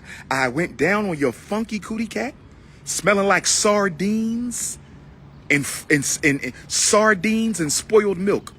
Your yoniverse smelled like sardines and spoiled milk, and you saying I went down. I got high. I masturbated. I went down. What else? I got high. I masturbated. I went down. I got high. I masturbated. I went down. I didn't use a condom. And check this one out. Guess what else she said? I asked her to put her fingers, brothers and sisters. She said I asked her to put her fingers in my rectum. Sisters, talk to any woman I've ever dated. Go to high school, go to college, go to the school district of Philadelphia, go throughout the world. Is there any sister I've ever dated who can tell you I asked them to put their fingers in my rectum? You were the throat goat. That's it. Okay, so Umar, because I ain't watch all that bullshit that over there with Tasha K had that woman over there talking, and Leonard Honor and all these folks that interviewed that lady. But Umar, let me show y'all something about how smart Umar is not. Okay, I'm gonna say it again. I'm gonna show you something about how smart Umar is not. If he had a competent attorney that would have advised him earlier, like I said, as all good attorneys would, in these types of situations, they're gonna tell you, don't you be going back and forth with that person. Let them do all the talking. Umar, if you would have played this smart and she would have kept going on saying certain things, you probably really would have had a solid case for defamation. You could have said, hey, she put these statements out about me. You could show her what is hurt. You know what I'm saying? What you trying to do? But nope. And see, brothers, young brothers, pay attention. This is why you don't let women reel you into going back and forth with them. I'm going to tell you, like my grandfather told me long ago, I'll never forget this when he said it. You know what I'm saying? When I was a little old knee-high kid, he said, son, I'm going to tell you, there's 2 places I don't go with no woman. That's back and forth. That old man meant that shit too. Hey, I'm telling you, man. I remember as a kid, I was laughing when he said it, but man, the older that you get, you start to understand the words of the elders in your family. You say, yeah, I see why he was saying that. Because see, you got to understand something. You're not going to beat a woman at her own game. You're not going to out-talk no woman. And if you are able to do it, that's not a good thing. Let me tell you that now. Because you know you got some smarter, I can do it. Okay, well, why would you want to? Let me tell you why that's not a good thing for a man to be going back and forth arguing with a woman if you can out-talk that woman. One, that means you're more inclined to using your words than your actions, okay? You should be able to show people better than you tell them. And for any idiot, no, I am not telling you to put your hands on no woman. I'm telling you that's more effective than that and definitely more legal than that.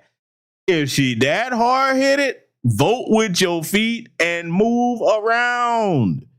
That hurts worse than anything. And definitely if you're a man with your shit together, you got options to move around, okay? But see, when you're not, you sit there going back and forth and see, I'm going to say this yet again. I've said it for years.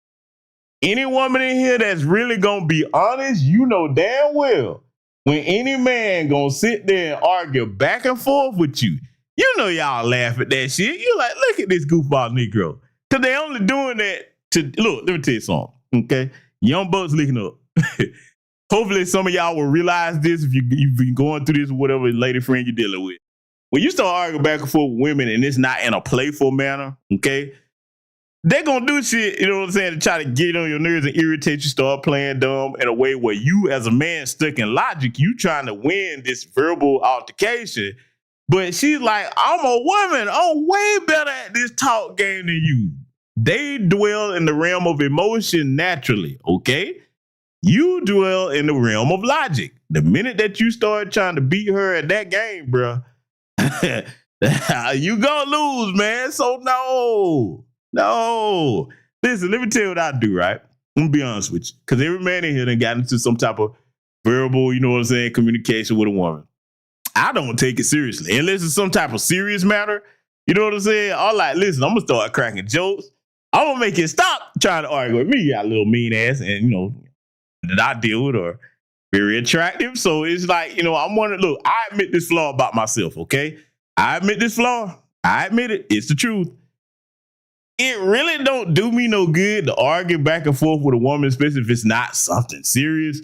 Because I'm the brother that has the weakness. If you attractive, I'm more looking at, you know, hey, I can't hear nothing. Look, what I hear when attractive women are arguing at me, I hear the Charlie Brown sound. Wah, wah, wah, wah, wah. I'm just admitting it. That's a flaw. I know I hear wah, wah, wah, wah, wah. That's all I hear, man. I ain't studying none of that shit you talking about. If it ain't serious now, okay? If it ain't nothing that serious that need to be addressed, I don't want to hear none of that shit. Like, hey, are you done yet? Come over here so I can chew on you. That's all I care about, okay? You know, you a little mean motherfucker, man, that ain't gonna work with me. You know, chances are I'm gonna start being silly, cracking jokes, or whatever. If it's not anything serious, okay? Now, there's a time and a place not to be joking around. I definitely know that time. But all that little just want to be mean for no reason, I don't care about that shit. You know what I'm saying? I'm gonna tell you quick. Hey, man, look, can you be done arguing or go pick up the phone, argue with your female friends? Because I ain't gonna do that with you. I'm a man, okay? I do manly things, like chew on things. Okay, that's what I do. But all that bullshit going back and forth with a woman, man, it doesn't benefit you as a man. That make women look at you as a joke. That means you come down to her level. A lot of women ain't gonna admit that, but y'all know it's true. And that's one of their guilty pleasures. They love to laugh at niggas that's stupid enough to sit there and argue with them seriously back and forth. Come on, man. Cut that shit out, man. You know what I'm saying? But again, Umar, you could have had an advantage because, see, one of the things about it, and I'm just saying this for point of reference. If I was Umar's homeboy and he listened to me, I'd say, hey, bro, okay, I get it. That's fucked up what she did. Put your mother's personal medical business out there. But if she's going on all these platforms, chill. Don't say nothing. Because ladies, for the ones of you that it applies to, the number one way we defeat y'all is let y'all keep running your fucking mouth. Sooner or later, you going to say some stupid shit, and it's going to be like, yep, checkmate. I've been waiting on that. See, that's something you only get from my older brother that's not some little gang goofy nerd on all these little platforms that tell you to be going back for these women. No. That is not where your power is as a man. Let them reel themselves in with their own words, especially if it's something where they're legally liable for it. Hey, I want you to keep talking. You know what I'm saying? Because see what they do, and you got to understand, when you start shutting the fuck up, they're going to get more extreme trying to get you to give a response. You understand? See, I'm trying to teach you over here. The other knuckleheads that, you know what I'm saying, will argue against this, okay, yeah. Look at how they living and the situation they done got themselves in, okay? I'm telling you, shut up and let them do all the talking, okay? But you're going to go back and forth with somebody for it, man, when you already know you got an advantage. Because, see, the more that you keep doing that, you lose your advantage. All right? So I'm telling y'all, man. But see, again, Umar probably don't have people around him that would tell him what I just said. Or if he does, he ain't listening. Let it continue. You were the throat goat. Why are you making up these lies? I'm willing to take a lie detector test with her. I'm willing to go to Kansas City, Kansas, and take a lie detector test. I'm willing to go to Kansas City, Missouri, and take a lie detector test. And I want the lie detector technician to ask 10 questions. Did he want you to have his baby? Did he want to marry you? Did he want you to have his baby? Did he masturbate in front of you? Did he do drugs in front of you? Did he hit you raw? Did he go down on your funky, sardine, rat-infested, smelling like the worst fish tank never cleaned? Did he go down on you? Umar, and see, again, I'm using this to teach several lessons here. For my young brothers that happen to come across this, I want you to really think about what I'm about to say next, because I know we've been cracking jokes over here, but seriously, look at his face, okay? Umar, you are fortunate so far that you have not come across a very shrewd woman that really is skillful at manipulating you, because you did something very, very foolish. You on camera showing that you are visibly angry and irritated. Women find out that that's where they got you. You are at an extreme disadvantage, brother. So I'm saying this not for Umar's sake, but for any young men, you better understand me. That is not something you do. Now, look, let me go here. Okay, some of the women might not like what I'm about to say, but why you think women always be trying to get you to look? I got to put the right voice on. Ladies and gentlemen that are new to this channel, I want to introduce you to a certain voice that I use to describe things that are underhanded. So I'm going to retire and let my good buddy take over. Those of you that have been long-time subscribers, you know the voice that is coming up. Hi, ladies and gentlemen. This is your pal, the Snake. Now, TBS is taking a rest for a minute because I'm the one that is skilled in these types of underhanded things. I'm a snake. I crawl around. That's what I do. Yeah, can't be trusted. Fellas, young guys, why do you think women are always trying to get you to open up, express your feelings, tell them your deepest, darkest emotional traumas and secrets? It's because they want to have this information to use against you later. Ladies, I don't care if you don't like it, you know it's true. You've all done it. You've all done it.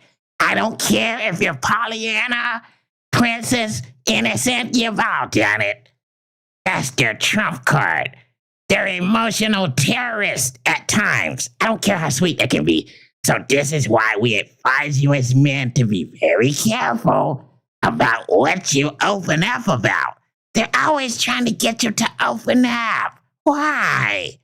So they can weaponize it against you later when you least expect it. Now, this has been a word from your pal, the Snake. Good night, ladies and gentlemen.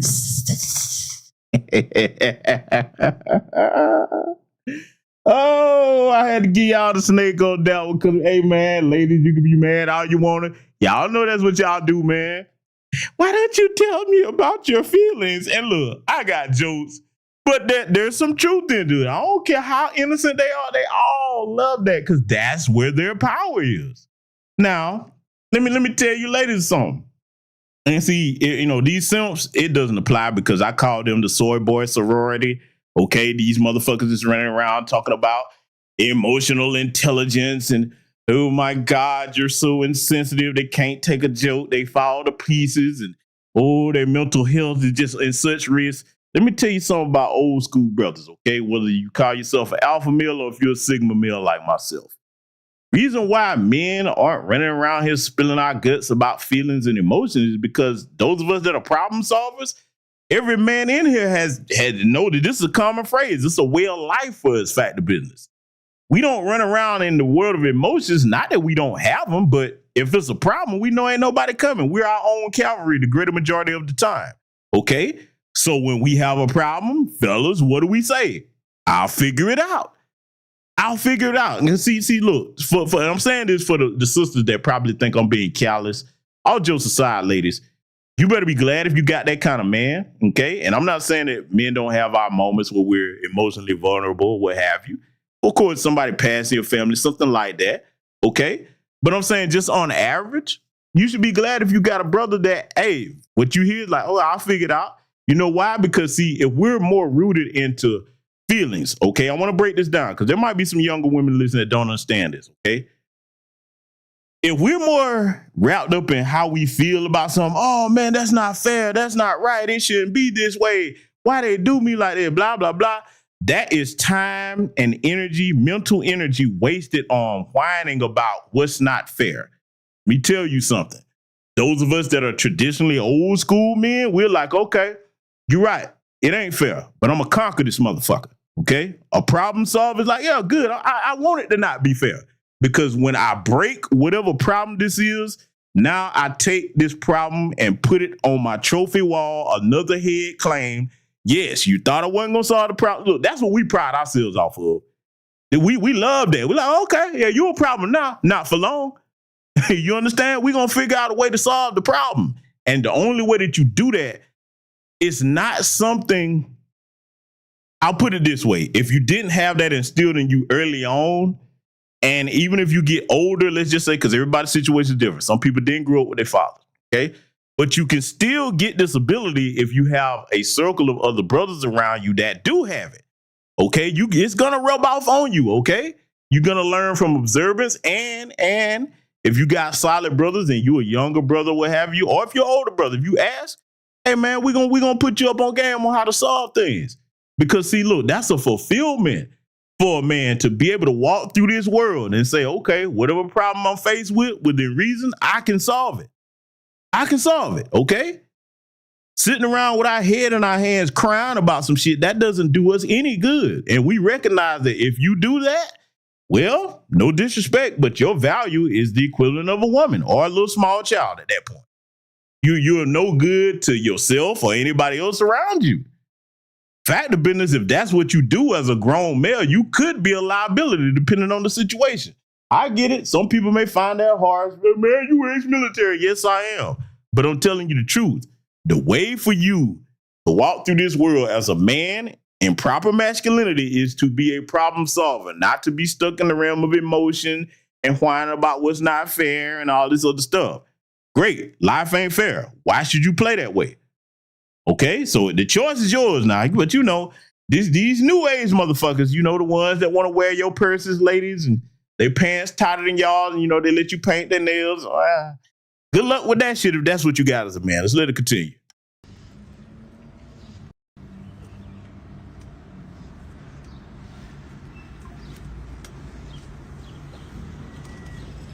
Brothers and sisters, they attack my mother. You don't talk about nobody's mother.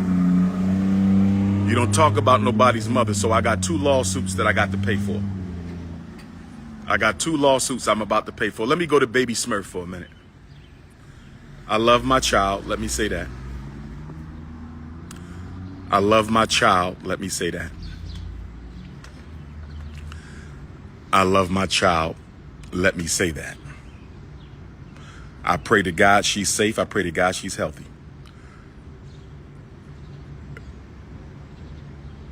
Baby Smurf has my number. She is not blocked. She can text me anytime. She can call me anytime. She has a mother with a house. I have a cousin of mine who invited her to come and stay with her. Baby Smurf don't want a place to stay. Baby Smurf has places to stay. And I pray my daughter is well. I pray she's well. But I need y'all to understand something. If she want her father's help, she can have her father's help. If she want her mother's help, I think she can have her mother's help. I've had relatives reach out to her. She don't want to be helped. She loves the attention that she gets on the struggle streams. She's called me out my name. She's disrespected me, but she's still my child. She's not honest about a lot of things. She knows why I wasn't there. She know her mother kept me out of her life, so she's very dishonest. She told somebody on an interview this morning or yesterday that I wasn't there when she was born. Complete lie. I'm the first person to hold her after the white doctor. Complete lie. I'm the first person to hold her after the white doctor. I had her more than her mother had her first 5 years of her life. But if she wants to lie, she can keep on lying. I understand her loyalty is to her mother. And because her loyalty is to her mother, she's going to keep on lying. But that's not the point. I just want all y'all to know that if my daughter ever reaches out to me, I'm here for her. So what you see her doing is all intentional. It's strategic. She's very intelligent. She knows exactly what she's doing. And I think she knows. And I pray my baby is safe. But I think she knows that if she gets help, she can't act crazy on the internet no more. Because guess what? My help is going to come with conditions. You're going to get your ass somewhere and sit down. Read a book. Get off the damn internet for a minute. Let's get you enrolled in some classes at the Community College of Philadelphia. Let's get you enrolled in some classes at the Community College of Philadelphia. Let's get you enrolled in some classes at the Community College of Philadelphia. Let's get you at the Thaddeus Stevens College of Technology. You want to do some plumbing, some architect, some auto mechanic. Let's find you a summer job. Can we start with a summer job? Okay. So now I let him say all of that at length because I already addressed this in the first part of this, okay? So now this is going to shock some of y'all. Okay, Umar, I agree with that sentiment. I understand you being her father saying, listen, man, as your father, you're not going to disrespect me. I get that. Only problem that I have, Umar, is one, you trying to handle this personal stuff on the internet. She's a child. You're the parent. You don't play out your family problems on the internet. Now, I agree with the stuff he's saying as far as to help get his daughter's life back on track. But see, you know what the problem is? If you were going to get on the internet, why didn't you lead with this type of language right here? Because see, that, look, let me tell you something, man. For whatever that situation is between him and his daughter and his, his other child, we don't know the facts of it. We wasn't there. But we know it looks a certain way, all right? From what we see on the outside looking in. But I will tell you this, an older parent, okay, would say, okay, this is how she feel. Let me lead with something disarming, meaning, hey, you should have been saying this when she came out with all the other stuff she was saying. It's like, hey, look, baby girl, look, some things happen that you probably wasn't told or you don't understand, but let me help you, okay? I'm your father. Let's get you enrolled in something. What are you trying to do right now? Can I help you? You see what I'm saying? That would have been the more responsible route to take. And then whatever her response was, man, hey, be like, listen, if you want to contact me, we're not going to do this on the internet. You know what I'm saying? And leave it there because, see, I'll say this, and I'm not co-signing her disrespecting her father or anything, but I'm going to say this.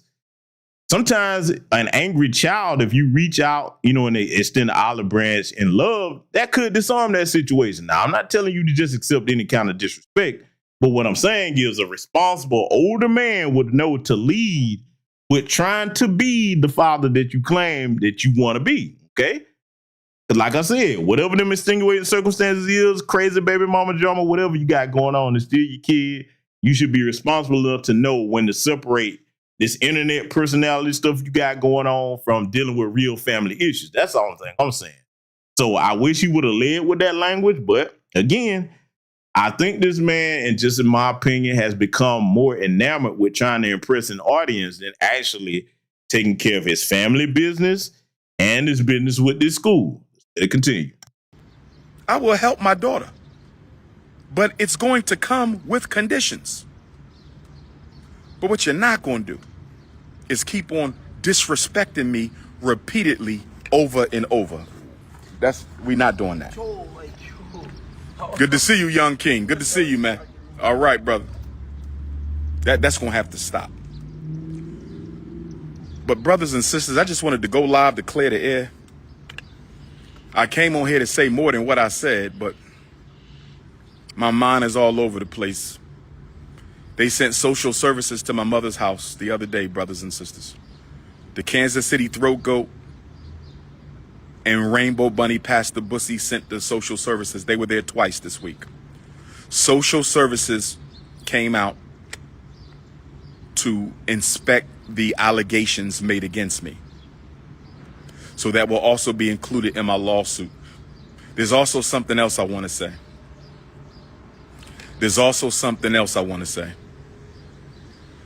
There's also something else I want to say. Umar, because y'all heard him repeat it 3 times, somebody it was something else he want to say. I'm going to put this out here. And again, I'm looking at this from a lens of what I would do if I was in, heaven forbid, this goofy situation. But let me give everybody that's over here gathered on this platform listening to me tonight some advice. When it comes to handling your legal affairs, you don't get on the internet and announce your next move talking about what's going to be in your lawsuit. No. Let your attorney handle business and you keep quiet. Let me tell you, again, you want to make your attorney's job easy? Close your mouth. Everything don't need a response. I've seen many people over the years make that mistake. You know what I'm saying? So see, with him, any attorney that would take any case he on, boy, good luck with that. He seemed like he can't keep his mouth shut. You know what I'm saying? I mean, he seemed like, to me, that would be the type of person if an attorney sat him down and said, look, okay, I need you to first be honest with me about everything you're dealing with. Give me all the evidence, information you have, all the parties involved or whatever, okay? And the second thing I need you to do is keep quiet. Man, he ain't gonna do it. I could be wrong, but I can't see him doing it because he too wrapped up in trying to impress this crowd of his. Man, like I said, man, Umar, I really hope that, if he manages to get his, latest fiasco situation straightened out, maybe there's some elder that can get him to just, hey, man, you need to take a social media break. Just sit down, dog. Rearrange some things in your life. First, you need to definitely see about getting your mother squared away, okay? Because you say she has serious medical issues. That's first and foremost. Reassess some things here. Try to get your situation together with your daughter. And then get back to your business with school. I mean, you know what I'm saying? Maybe there's some elder out there in his life that he'll listen to. But, at this point, I doubt it. Let it continue.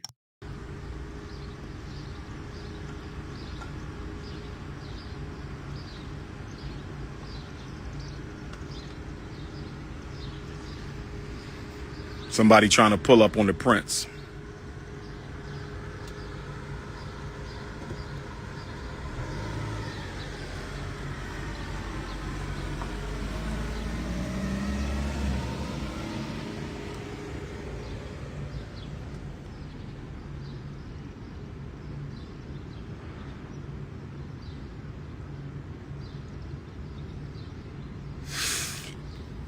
I believe that Siobhan Stone, a.k.a.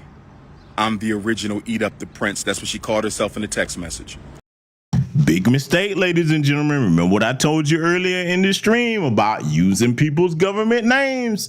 See, if he was dealing with an attorney, this is a no-no. You do not get on no live stream with somebody that you are probably going to be engaged in litigation with, or, you want to file litigation on. You don't be getting on here talking about them, because see, especially if you're talking from a place of anger and emotion, remember what I just said earlier in the stream also about men dwelling in the realm of emotion. You're not going to make wise decisions in the realm of emotion. Y'all know I've cautioned y'all about that for years.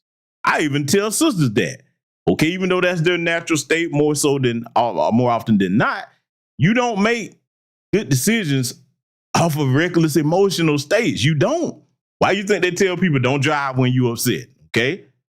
Think about it. The worst decision in the world you're going to make when you are in a reckless, upset, emotional state. There's no wisdom going to come from doing that. So this situation here where you repeating this woman's government name, I'm telling you, you better hope and pray she don't run into Tony Busby, because he will be on your ass. All this stuff you saying, that diarrhea of the mouth, brother. I'm telling you, it's a very costly lesson to learn when you don't understand to be quiet. A good attorney would tell him this is a no-no. You don't do this. Let it continue. And I have plenty more text messages of hers that I did not post. I probably have about 50 text messages of her begging to eat the Shango. I have about 50 text messages of her begging to eat the Shango. I got about 50 text messages of hers begging to eat the Shango. But she called herself the original I Eat Up the Prince. So Miss Siobhan Stone of Kansas City, Missouri, the original I Eat Up the Prince, 3 times. Siobhan Stone 3 times. aka Lene Stacks, Siobhan Stone, Lene Stacks, Throat Goat, Hood Rat, Jump Off, Fishy Coochie, the queen of Fishy Coochie. I believe she may have taken information regarding the bank account of FDMG and my personal. I discussed this with the attorneys. The attorneys told me that it would be in my advantage if Siobhan Stone, Throat Goat, or Pastor Bussy tries to access my personal account or the school's account, because that is a federal crime. Okay, Umar. So, again, that just seems highly unlikely unless I see evidence to the contrary. I don't believe that that's what they're doing. But let's go back to the hypothetical scenario. Let's just say they were doing that. Okay. Now, whatever attorney you claim to talk to, they would have told you, don't get online talking about what you're going to do, because the goal is you want to catch them in the act.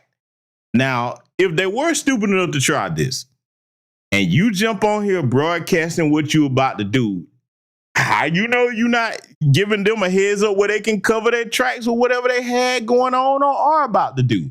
You see why this is not wise, okay? And again, as academically gifted as this man is, he doesn't have good common sense. He doesn't. He just doesn't, man. And I'm using him as an example here, man. Don't do this. If you ever are unfortunate enough to find yourself, heaven forbid y'all won't. Hopefully, most of y'all over here are grown folks with common sense.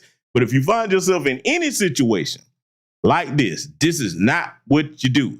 Don't get online and start telling everybody, hey, I'm going to do this. We're going to file this over here because we know they did that. No. The element of surprise, okay? Everybody uses the term lawfare, which is a play on warfare. You all know that all warfare is based off deception, meaning having the element of surprise. How you going to have that if you announcing every move that you're going to do? I've told y'all for years, man. And there's been some people to find out the hard way. I'm like, if I have to get you with some litigation, I'm not finna warn you about what's coming. Oh, no. No, I'm going to show you better than I can tell you. And I'm going to enjoy every minute of that. I'm like, all right, keep talking. Like, hey, didn't you hear what they said? Yeah, I hear them. Mm-hmm. Let them keep talking. Mm-hmm. Keep on. You know what I'm saying? Because, hey, listen, man. I believe in showing you better than I can tell you. So anyway, like I said, I don't know what attorney he talking to. Maybe they got that law license out of bubblegum machine, but ain't giving him no good advice because they would have told him to shut the fuck up. And maybe they did, but, he probably didn't listen. Let it continue. So we have a watch on my account and the school's account to see if Pastor Bussy or Throat Goat Siobhan is going to try to compromise my accounts, because that is a Fed charge. If they mess with the school's account, that is a Fed charge. If she gives information about the school account to anybody else, that is a Fed charge. We know Pastor Bussy called the gas and electric company and impersonated himself as Dr. Umar. A couple years ago, Pastor Bussy called the gas and electric company, and I know because I heard the audio. They taped him. We have him on recording of falsifying himself, impersonating Dr. Umar to try to get information on the account and to try to sabotage the account. Now, I don't know if that happened or not, but again, we talking in the realm of legality. Umar, you better hope that you do, because look, I don't know that brother Leonard Arnold personally. I don't know, you know what I'm saying, if he, had the resources to sue or not. But if you making that allegation and you can't prove it, you're giving him an easy legal alley-oop. See, I'm talking like this for a reason, because unfortunately, you do have a demographic of our community that they don't understand what they could do or say that could put themselves at a legal disadvantage with somebody. Making that type of allegation and it turns out not to be true, whatever recording you say you got, if that's not him and he sue you, so that right there is liable defamation and slander. I mean, you playing, bro. You doing too much. You're doing too much. And especially if you start using people's government names, all right, so again, this type of behavior here, man, online announcing all this stuff. And like I said, I hadn't heard none of this or whatever that he's talking about. The guy tried to call, or he's saying the guy tried to call and mess with the accounts and all of that. And if he did, that's not smart if you are doing something like that. But, like I said, man, this is, you can kind of see the stuff that he's into here as far as like all this craziness that's going on. Again, if you had your legal affairs in order and people start playing games like that, you wouldn't have to be on the internet talking about it. You'd be like, yep, they did it, and now they've stopped. You know what I'm saying? Because, I mean, you got some pit bull attorneys on your team. Yeah, they'll get them problems handled, but, he's asking for his Umar Johnson legal defense fund. Y'all gonna contribute to it? Maybe some of y'all will help him out, man, because he say he need help, y'all. Y'all got him? The Prince of Pan Pizza needs you. Let's let it continue. So I got to put money out to sue Pastor Bussy in Utah. And I got to put money out to sue Throat Goat Siobhan Stone, Lene Stacks, for violating HIPAA law. She had no legal right to put my mother's business in the street. I had a couple Kansas City queens who wanted to pull up on her. A couple of my Kansas City supporter sisters, they said, Dr. Umar, give me her address. We're going to whip her ass. They was going to come to the house and just whip her ass for what she did, because you don't talk about nobody's mother. But I said, I think I'm going to do the legal route. The legal route is going to hurt her more. But see, Umar, here's what you don't understand since you're talking about legalities. You don't get online and make these kinds of statements. Let me tell you why. Because as much as we're critiquing you, you got people that no matter what they do, they're going to have their ride or die supporters. Now, let's just say one of your supporters don't go and whoop this woman ass like that. You on video saying this, so now y'all follow me. This should be very simple, but I'm saying this for, any young person that comes across this, or if the Hot Cheetos crowd comes across this. Let's just say you say this on video, even though you saying that, now I'm going to go the legal route. If you on video saying this, that woman, if somebody physically assaults her or whatever, she can come back and say, hey, look, Your Honor, he told his followers, he said that he was going to have, you see what I'm saying? You don't do this kind of foolishness, man. Even if you were going to do that, you don't incriminate yourself by getting on camera. This is why I keep saying, as academically inclined as this man is, he doesn't have good common sense. He just doesn't. You don't do this, man. You self-snitching at this point. Okay? So you better hope that nobody don't put hands on this woman. And then she come back. Cause look, let me tell you, you know what? I want to say something, man, because it would be a dirty thing. You know what? I'm going to say it this way. There are people that are skilled enough as far as running scams that would use what you said to their advantage and fabricate a situation. Y'all better follow me. I ain't going to say it like I want to say it, but y'all think y'all smart enough to catch my drift over here. Some people would use that situation and say, oh, okay, you threatened for have somebody beat me up. And then they will fabricate something.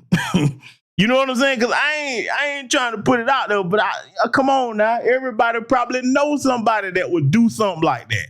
Like, and then, hey, they could claim that you were responsible for it. That's about as far as I'm going to go with it. And I hope that ain't the case. But, when you got somebody that just running off at the mouth all the time, man, they put themselves in all types of situations. See, I'm going to be honest with you, man, before we let this get back to it here. Again, I really don't think Umar is one of the guys out here that realize what type of social climate we in, as far as like you got these Tony Busby, because Tony Busby ain't the only lawyer like that running around out here, okay? You got a bunch of Tony Busbys out here now, okay? That's willing to take any case for any amount. If they think you gonna settle, they coming, okay?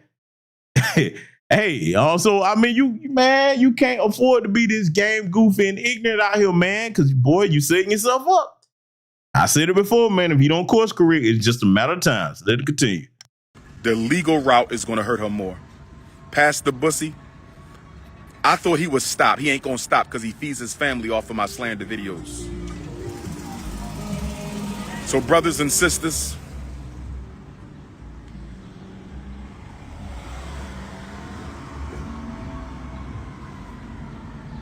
I just wanted to clear the air. I don't know how 3 throat goat sessions turned into a 2.5-year relationship. Brothers and sisters, she's counting from the date they hosted the event all the way up to now. She's including all of that as a relationship. She told people that me and her was on the phone for hours. Talk to my women. My Ifatunde queens will tell you he don't talk on the phone. I don't like talking on the phone because I talk for a living. I don't want to talk on the phone. I was never on the phone with her for no hours. What is she talking about? She fabricated this whole thing. Oh man, this might be one of the comments of the night.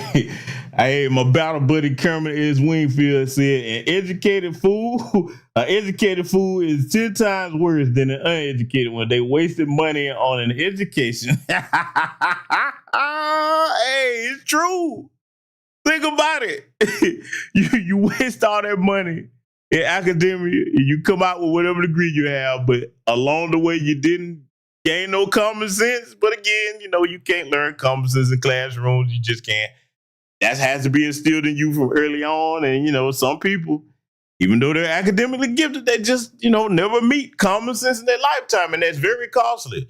Because, see, look, let me tell you something. I don't care how well studied you are, how degreed you are. Boy, that's a funny comment, but it's true. If you don't have common sense, you're going to find yourself in a great deal of misfortune and unfortunate situations that are going to be self-inflicted, okay? The world is a dangerous place for a man or woman, especially a black one, to be out here running around devoid of common sense. And then at the very least, if you don't have any, you need to stay close to people that have some. So some of that can maybe rub off on you. You can kind of learn and observe, okay, this is the realm of common sense, and I need to try to practice some of this. But, like I said, man, when you get all these different characters names for yourself, I call him Irresponsible Ifatunde. He's got hundreds and myriads of names. Y'all heard him over the years. He's talking about all these queens. Apparently none of them queens got good sense because, you ain't learning nothing from the queens, okay? I kind of thought that one of the requirements to be a queen, they would have to have something to teach, but, yeah, I digress. Let it continue. And why? Because I cut her off. You didn't take good care of my mother, so I cut you off. Move on. You got paid. Move on. You got paid. What's the problem? 3 throat goat sessions turned into a 2.5-year relationship with marriage, love, masturbation. Talking about I ate out your fish tank. You have an aquarium down there. She has an aquarium down there with every creature in the ocean. She got squid, she got clams between her legs, she got oysters, she got shrimps between her legs, she got salmon, whiting, tilapia, you name it, she got it. Squid, octopus, every funky creature is between them legs, brothers and sisters. But see, again, and look at his face, because this is what I pointed out earlier. He's visibly angry. And I understand as far as her putting his mother's medical information out there, but again, this is not smart. You're showing anger, and a skilled adversary can always use your rage against you, okay? While you hear phrases like staying calm under fire, all right?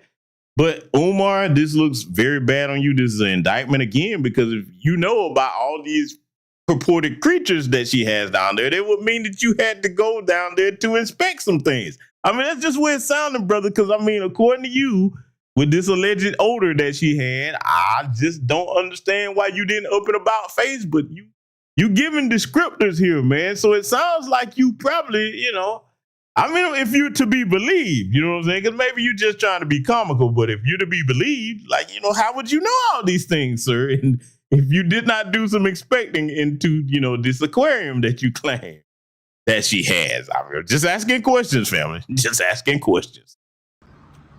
She needs a yoni steam, a yoni dream, and a yoni clean. She need a yoni steam, a yoni dream, and a yoni clean.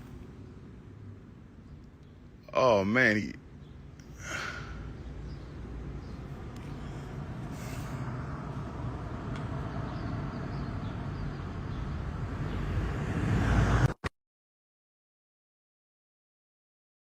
In with the prince. Sister Stacy, tap in with the prince. Going once, going twice. Where you at?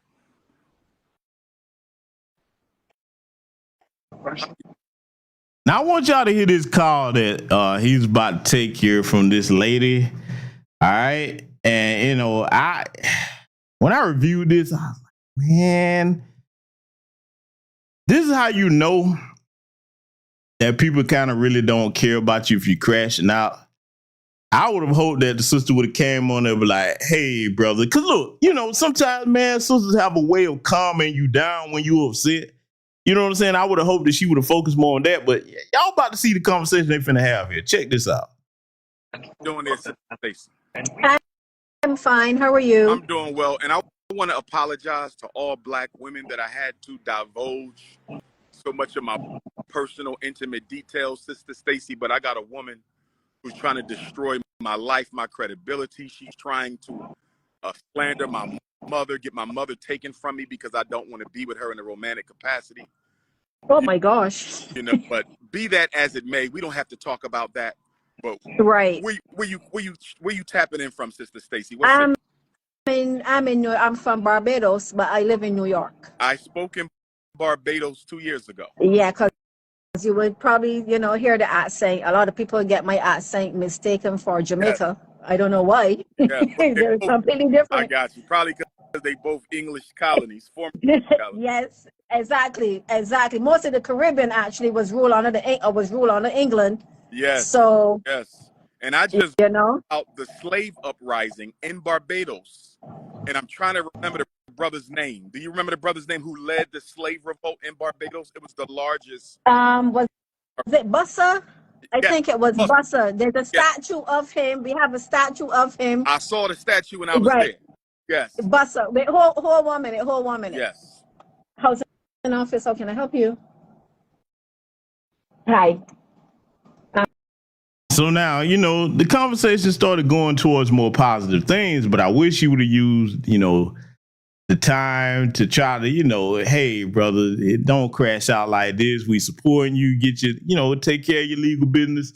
And the sister Kenny T, I'm laughing because the sister Kenny T was like, how did he get here? Sister, let me tell y'all something, man.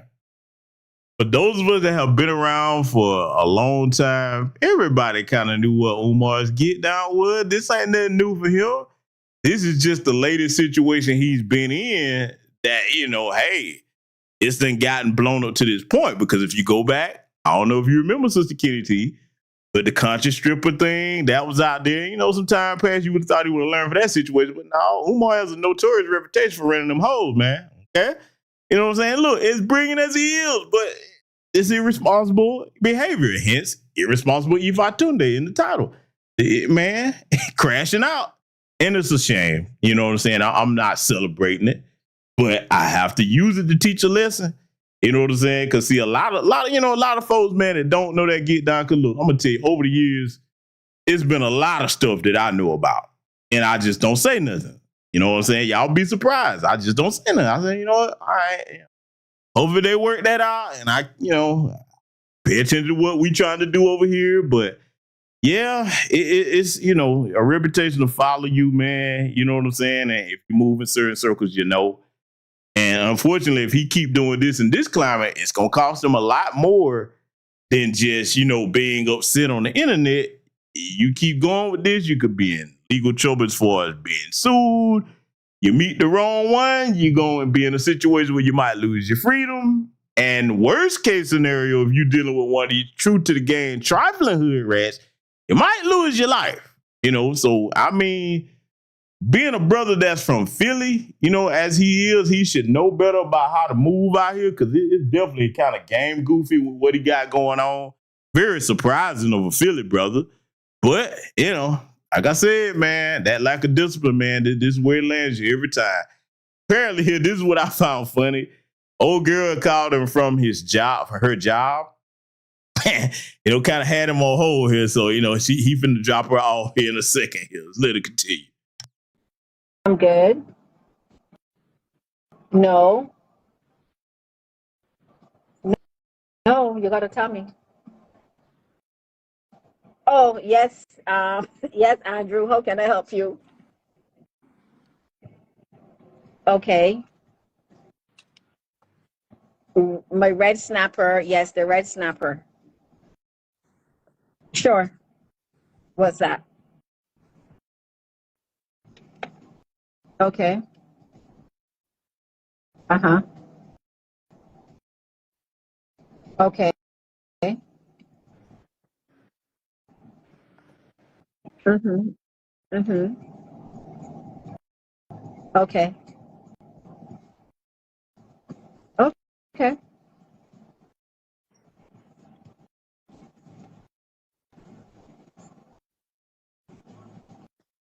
All right. Okay, so just give her the garage as is. Okay, no problem. I'll let Virginia know as soon as she gets back from lunch. No, no, no, you don't have to call her. We will do that.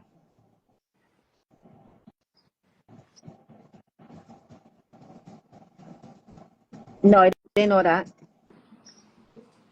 I didn't know that. Sister Stacy got tied up.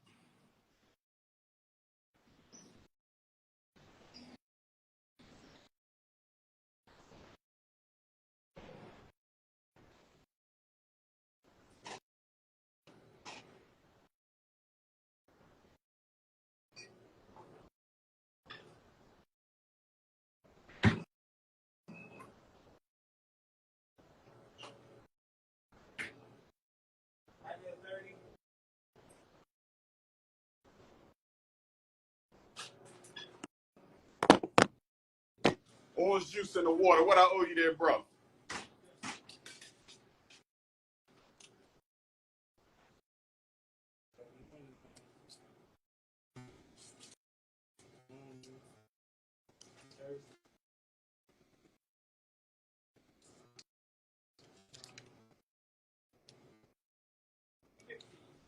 $3.50. Had to give you a 10. Nah, no gin today. I might come back and get some gin for the ancestors. I normally pour the gin to the ancestors. Okay, so now I let this part play for a reason, all right? Now I'm going to see how many of my audience are very good listeners, okay? I have a question, ladies and gentlemen. You should know where I'm about to go if you were paying attention. Family, do you remember the part of the diatribe that he was going on, the tirade there where he claimed the lady said that he do drugs, is that the third? Did he not say that he doesn't do any drugs, nor does he drink? Is that not what he said? Correct me if I'm wrong. Maybe I didn't hear it right, because I think that I remember very clearly that he said he doesn't drink. And now this apparently is a corner store around the corner from his little school there, or supposed school, that he goes to get, little beverages when he's sitting out there, going through his character rehearsals of all these different titles he gives himself. And apparently, hey, he goes in there and gets some gin because you heard him, I get, and see, this is the thing too, man. He wasn't expecting old boy to say that on camera. You forgot you was on live. You didn't mute the live. He's like, hey, sound like, it's like, hey, no gin today? Oh, no. I normally pour the gin out for the ancestors. Yeah, I bet you do. Y'all heard it right? Am I the only one? Do y'all remember what he said earlier in the stream about not drinking?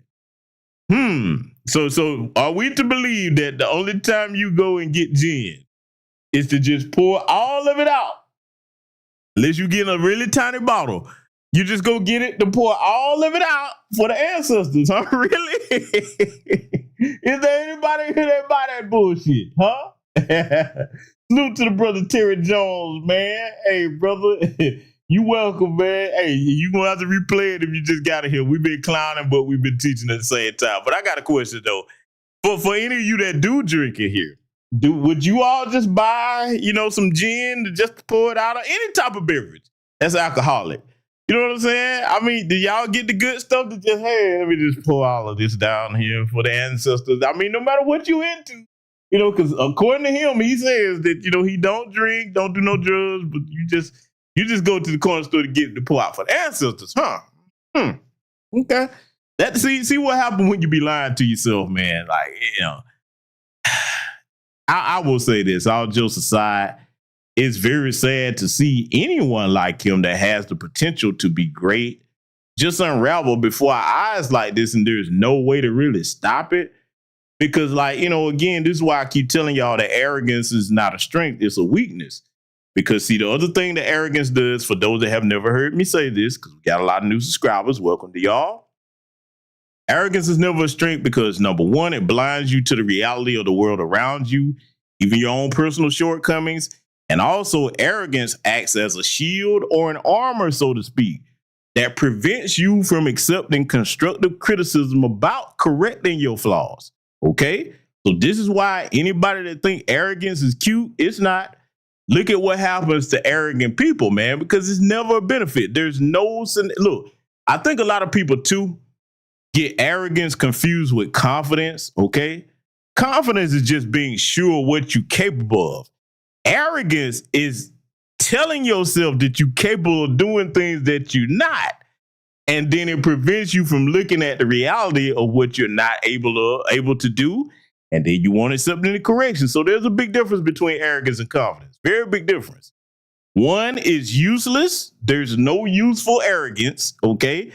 And the other, confidence, is very healthy. It's good to have confidence.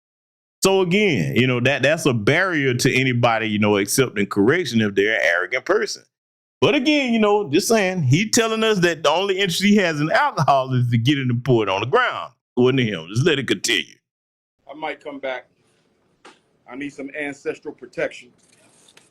Thanks, bro.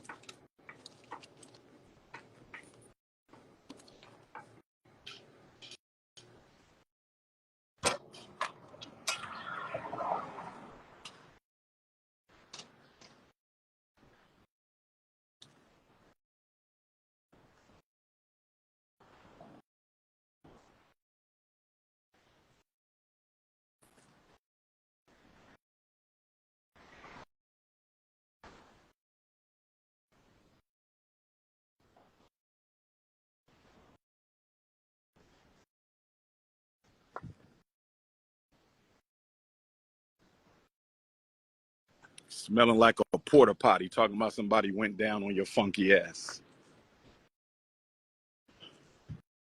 He was in love with me. He wanted me to have his child at 44.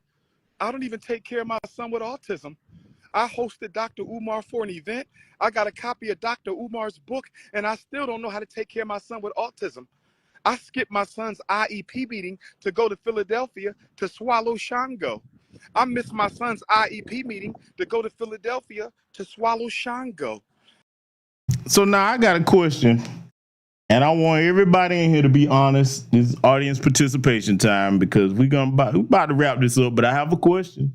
I want you to give an honest, unbiased, unfiltered opinion, whether you are in favor or not.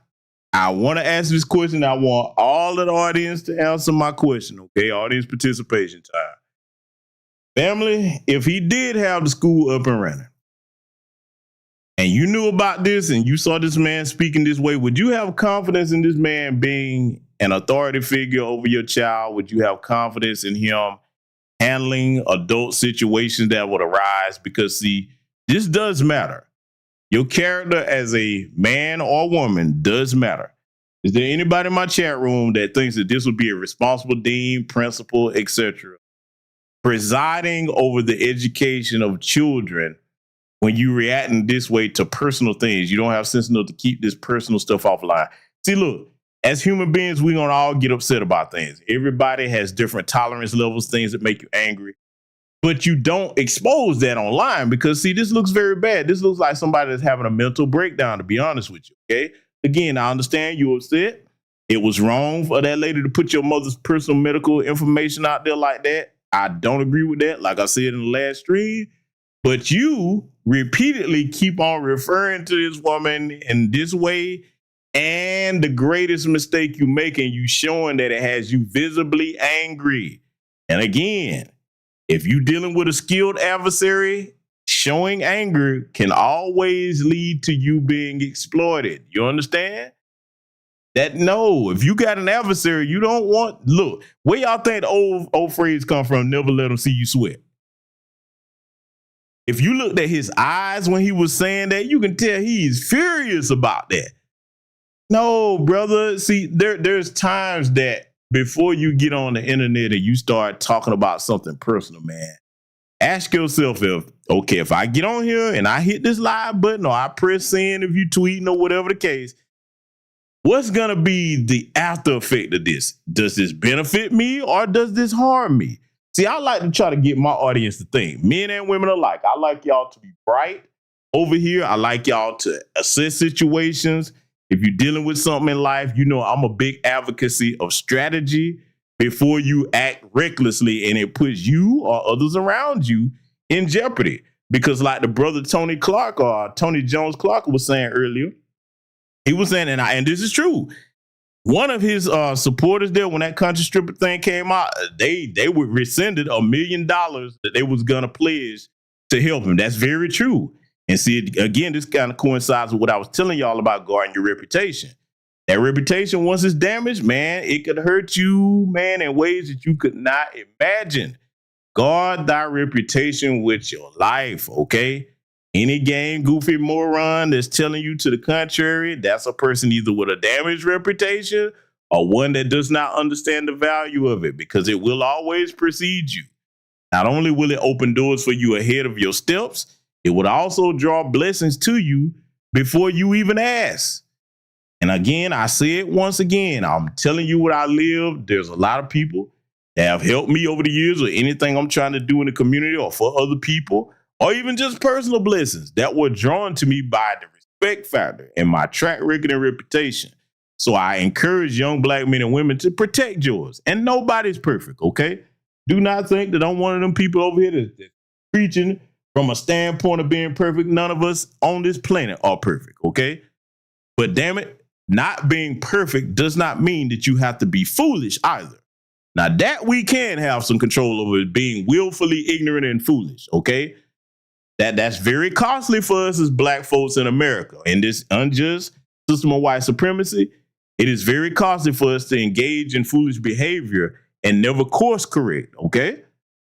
So again, most of you said that you would not be comfortable with anyone, male or female, acting this way if they were going to be presiding over the stewardship of children and their education, because this isn't a good look, okay? And personally, and Umar, if you see this, you can take it how you want to. This is not a good look on instructing young boys in how to handle conflict from a masculine point of view, okay? Yes, as men, we get angry. Yes, we have emotions, but you do not let your emotions control you. You don't. Anytime you do that, the outcome is never going to be in your favor. It's not going to be a good thing. And, you know, I'm going to be honest with you. All the jokes I've cracked over here, I'm going to say something in all seriousness tonight. I do hate to see this man in this state because many people look at him and admire him for his intelligence, and to see him fall from where he should be or could have been is not something I celebrate with anybody, not even with that fool Shannon Sharp. I don't like to see brothers or sisters that, you know, have accomplished something in their life fall like this, man. It's not cool, man, especially when it can be avoided. These things can be prevented. Look, if you're going to have any type of, you know, adversity in your life, let it be something, man, that was beyond your control. And greater beyond that, let it be something that if that adversity comes for you, it's something where your community and your people can say, you know what? Nope. You're not coming at this brother or sister without us standing beside them, because we know they have a solid reputation. They've helped a lot of people, and you're going to have to prove to us that this brother or sister did something untoward for us to withdraw our support. I want to encourage my audience. You be that person, okay? So these are the things that you reflect upon even before. Hopefully you never be in no situation like this, but you reflect on these things throughout your daily life before you make reckless decisions, saying or doing things, you know what I'm saying, that could cost you. You want your community and your family definitely behind you if anything comes up. You don't want to be on the opposite end where something come up and people like, yeah, that motherfucker there, yeah, we already knew what you was gonna be, and nah, I ain't gonna stand beside you on that. I'm cool. Don't even bring none of that my way.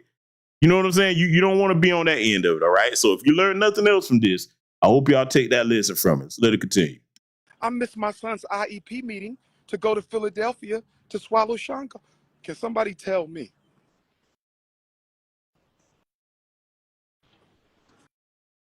How you host the Dr. Umar seminar for parents?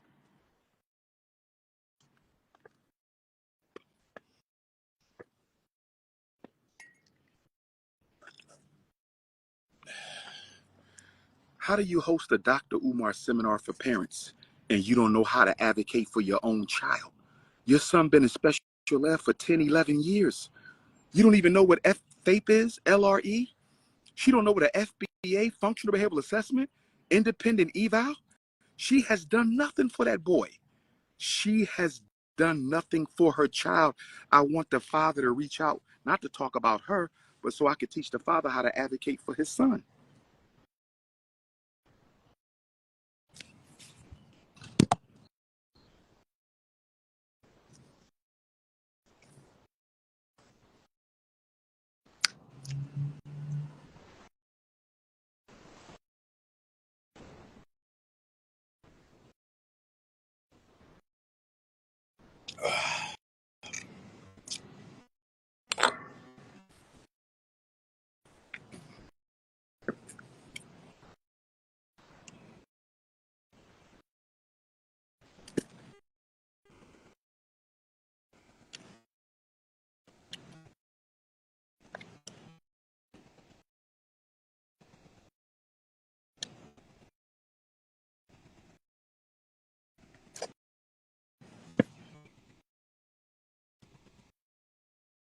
So far, so good. Everything looks good. I saw the handle on here. Okay.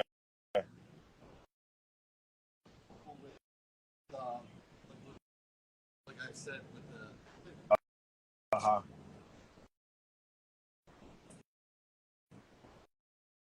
realistically, you're not a fan. The only thing outside of that is to redo it. So if I could just steal you to take a look real quick. Okay.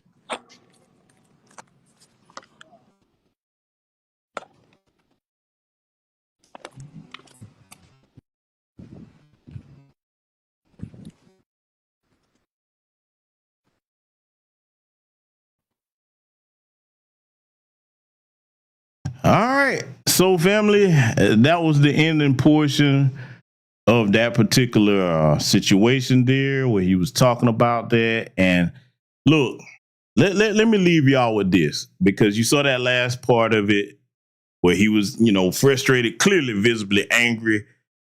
And again, anger is a normal human emotion. But see, let me talk about that, especially for the brothers. Sisters, you too, but I'm definitely directing most of this tonight towards brothers, okay? Because again, if we're going to be telling all these women to have accountability for things, we have to lead by example as men, or else we become hypocrites.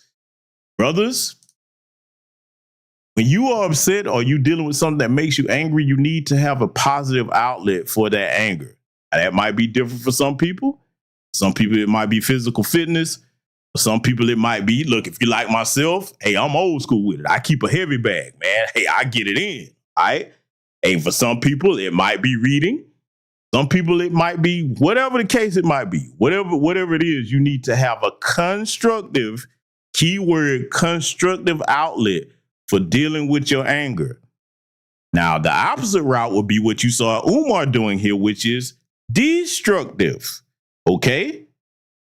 You don't need destructive outlets for your anger, all right? Nah, because see, look, I'm going to tell you who gets hurt worse when you do that. It's you. And on an even worse case scenario, the people around you, depending on what type of situation it is, okay? So one of the key tenets and core tenets of manhood is learning self-control, having discipline, okay? Controlling your environment, who's around you. There's certain situations that you don't even find yourself in if you are very, very aware of your environment, your social circle, people you keep around you. Certain things you can't control, okay? Can you control everything in this life? No, you can't.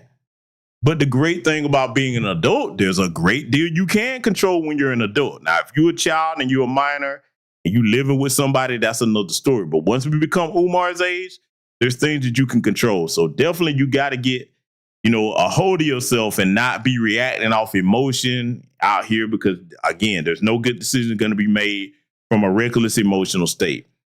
I'm going to reiterate this other point, too, for the young black men that I said at the beginning of this broadcast. But the situation where Umar is in, where he's talking about, there's a situation with his bank accounts. He don't have no access to no money.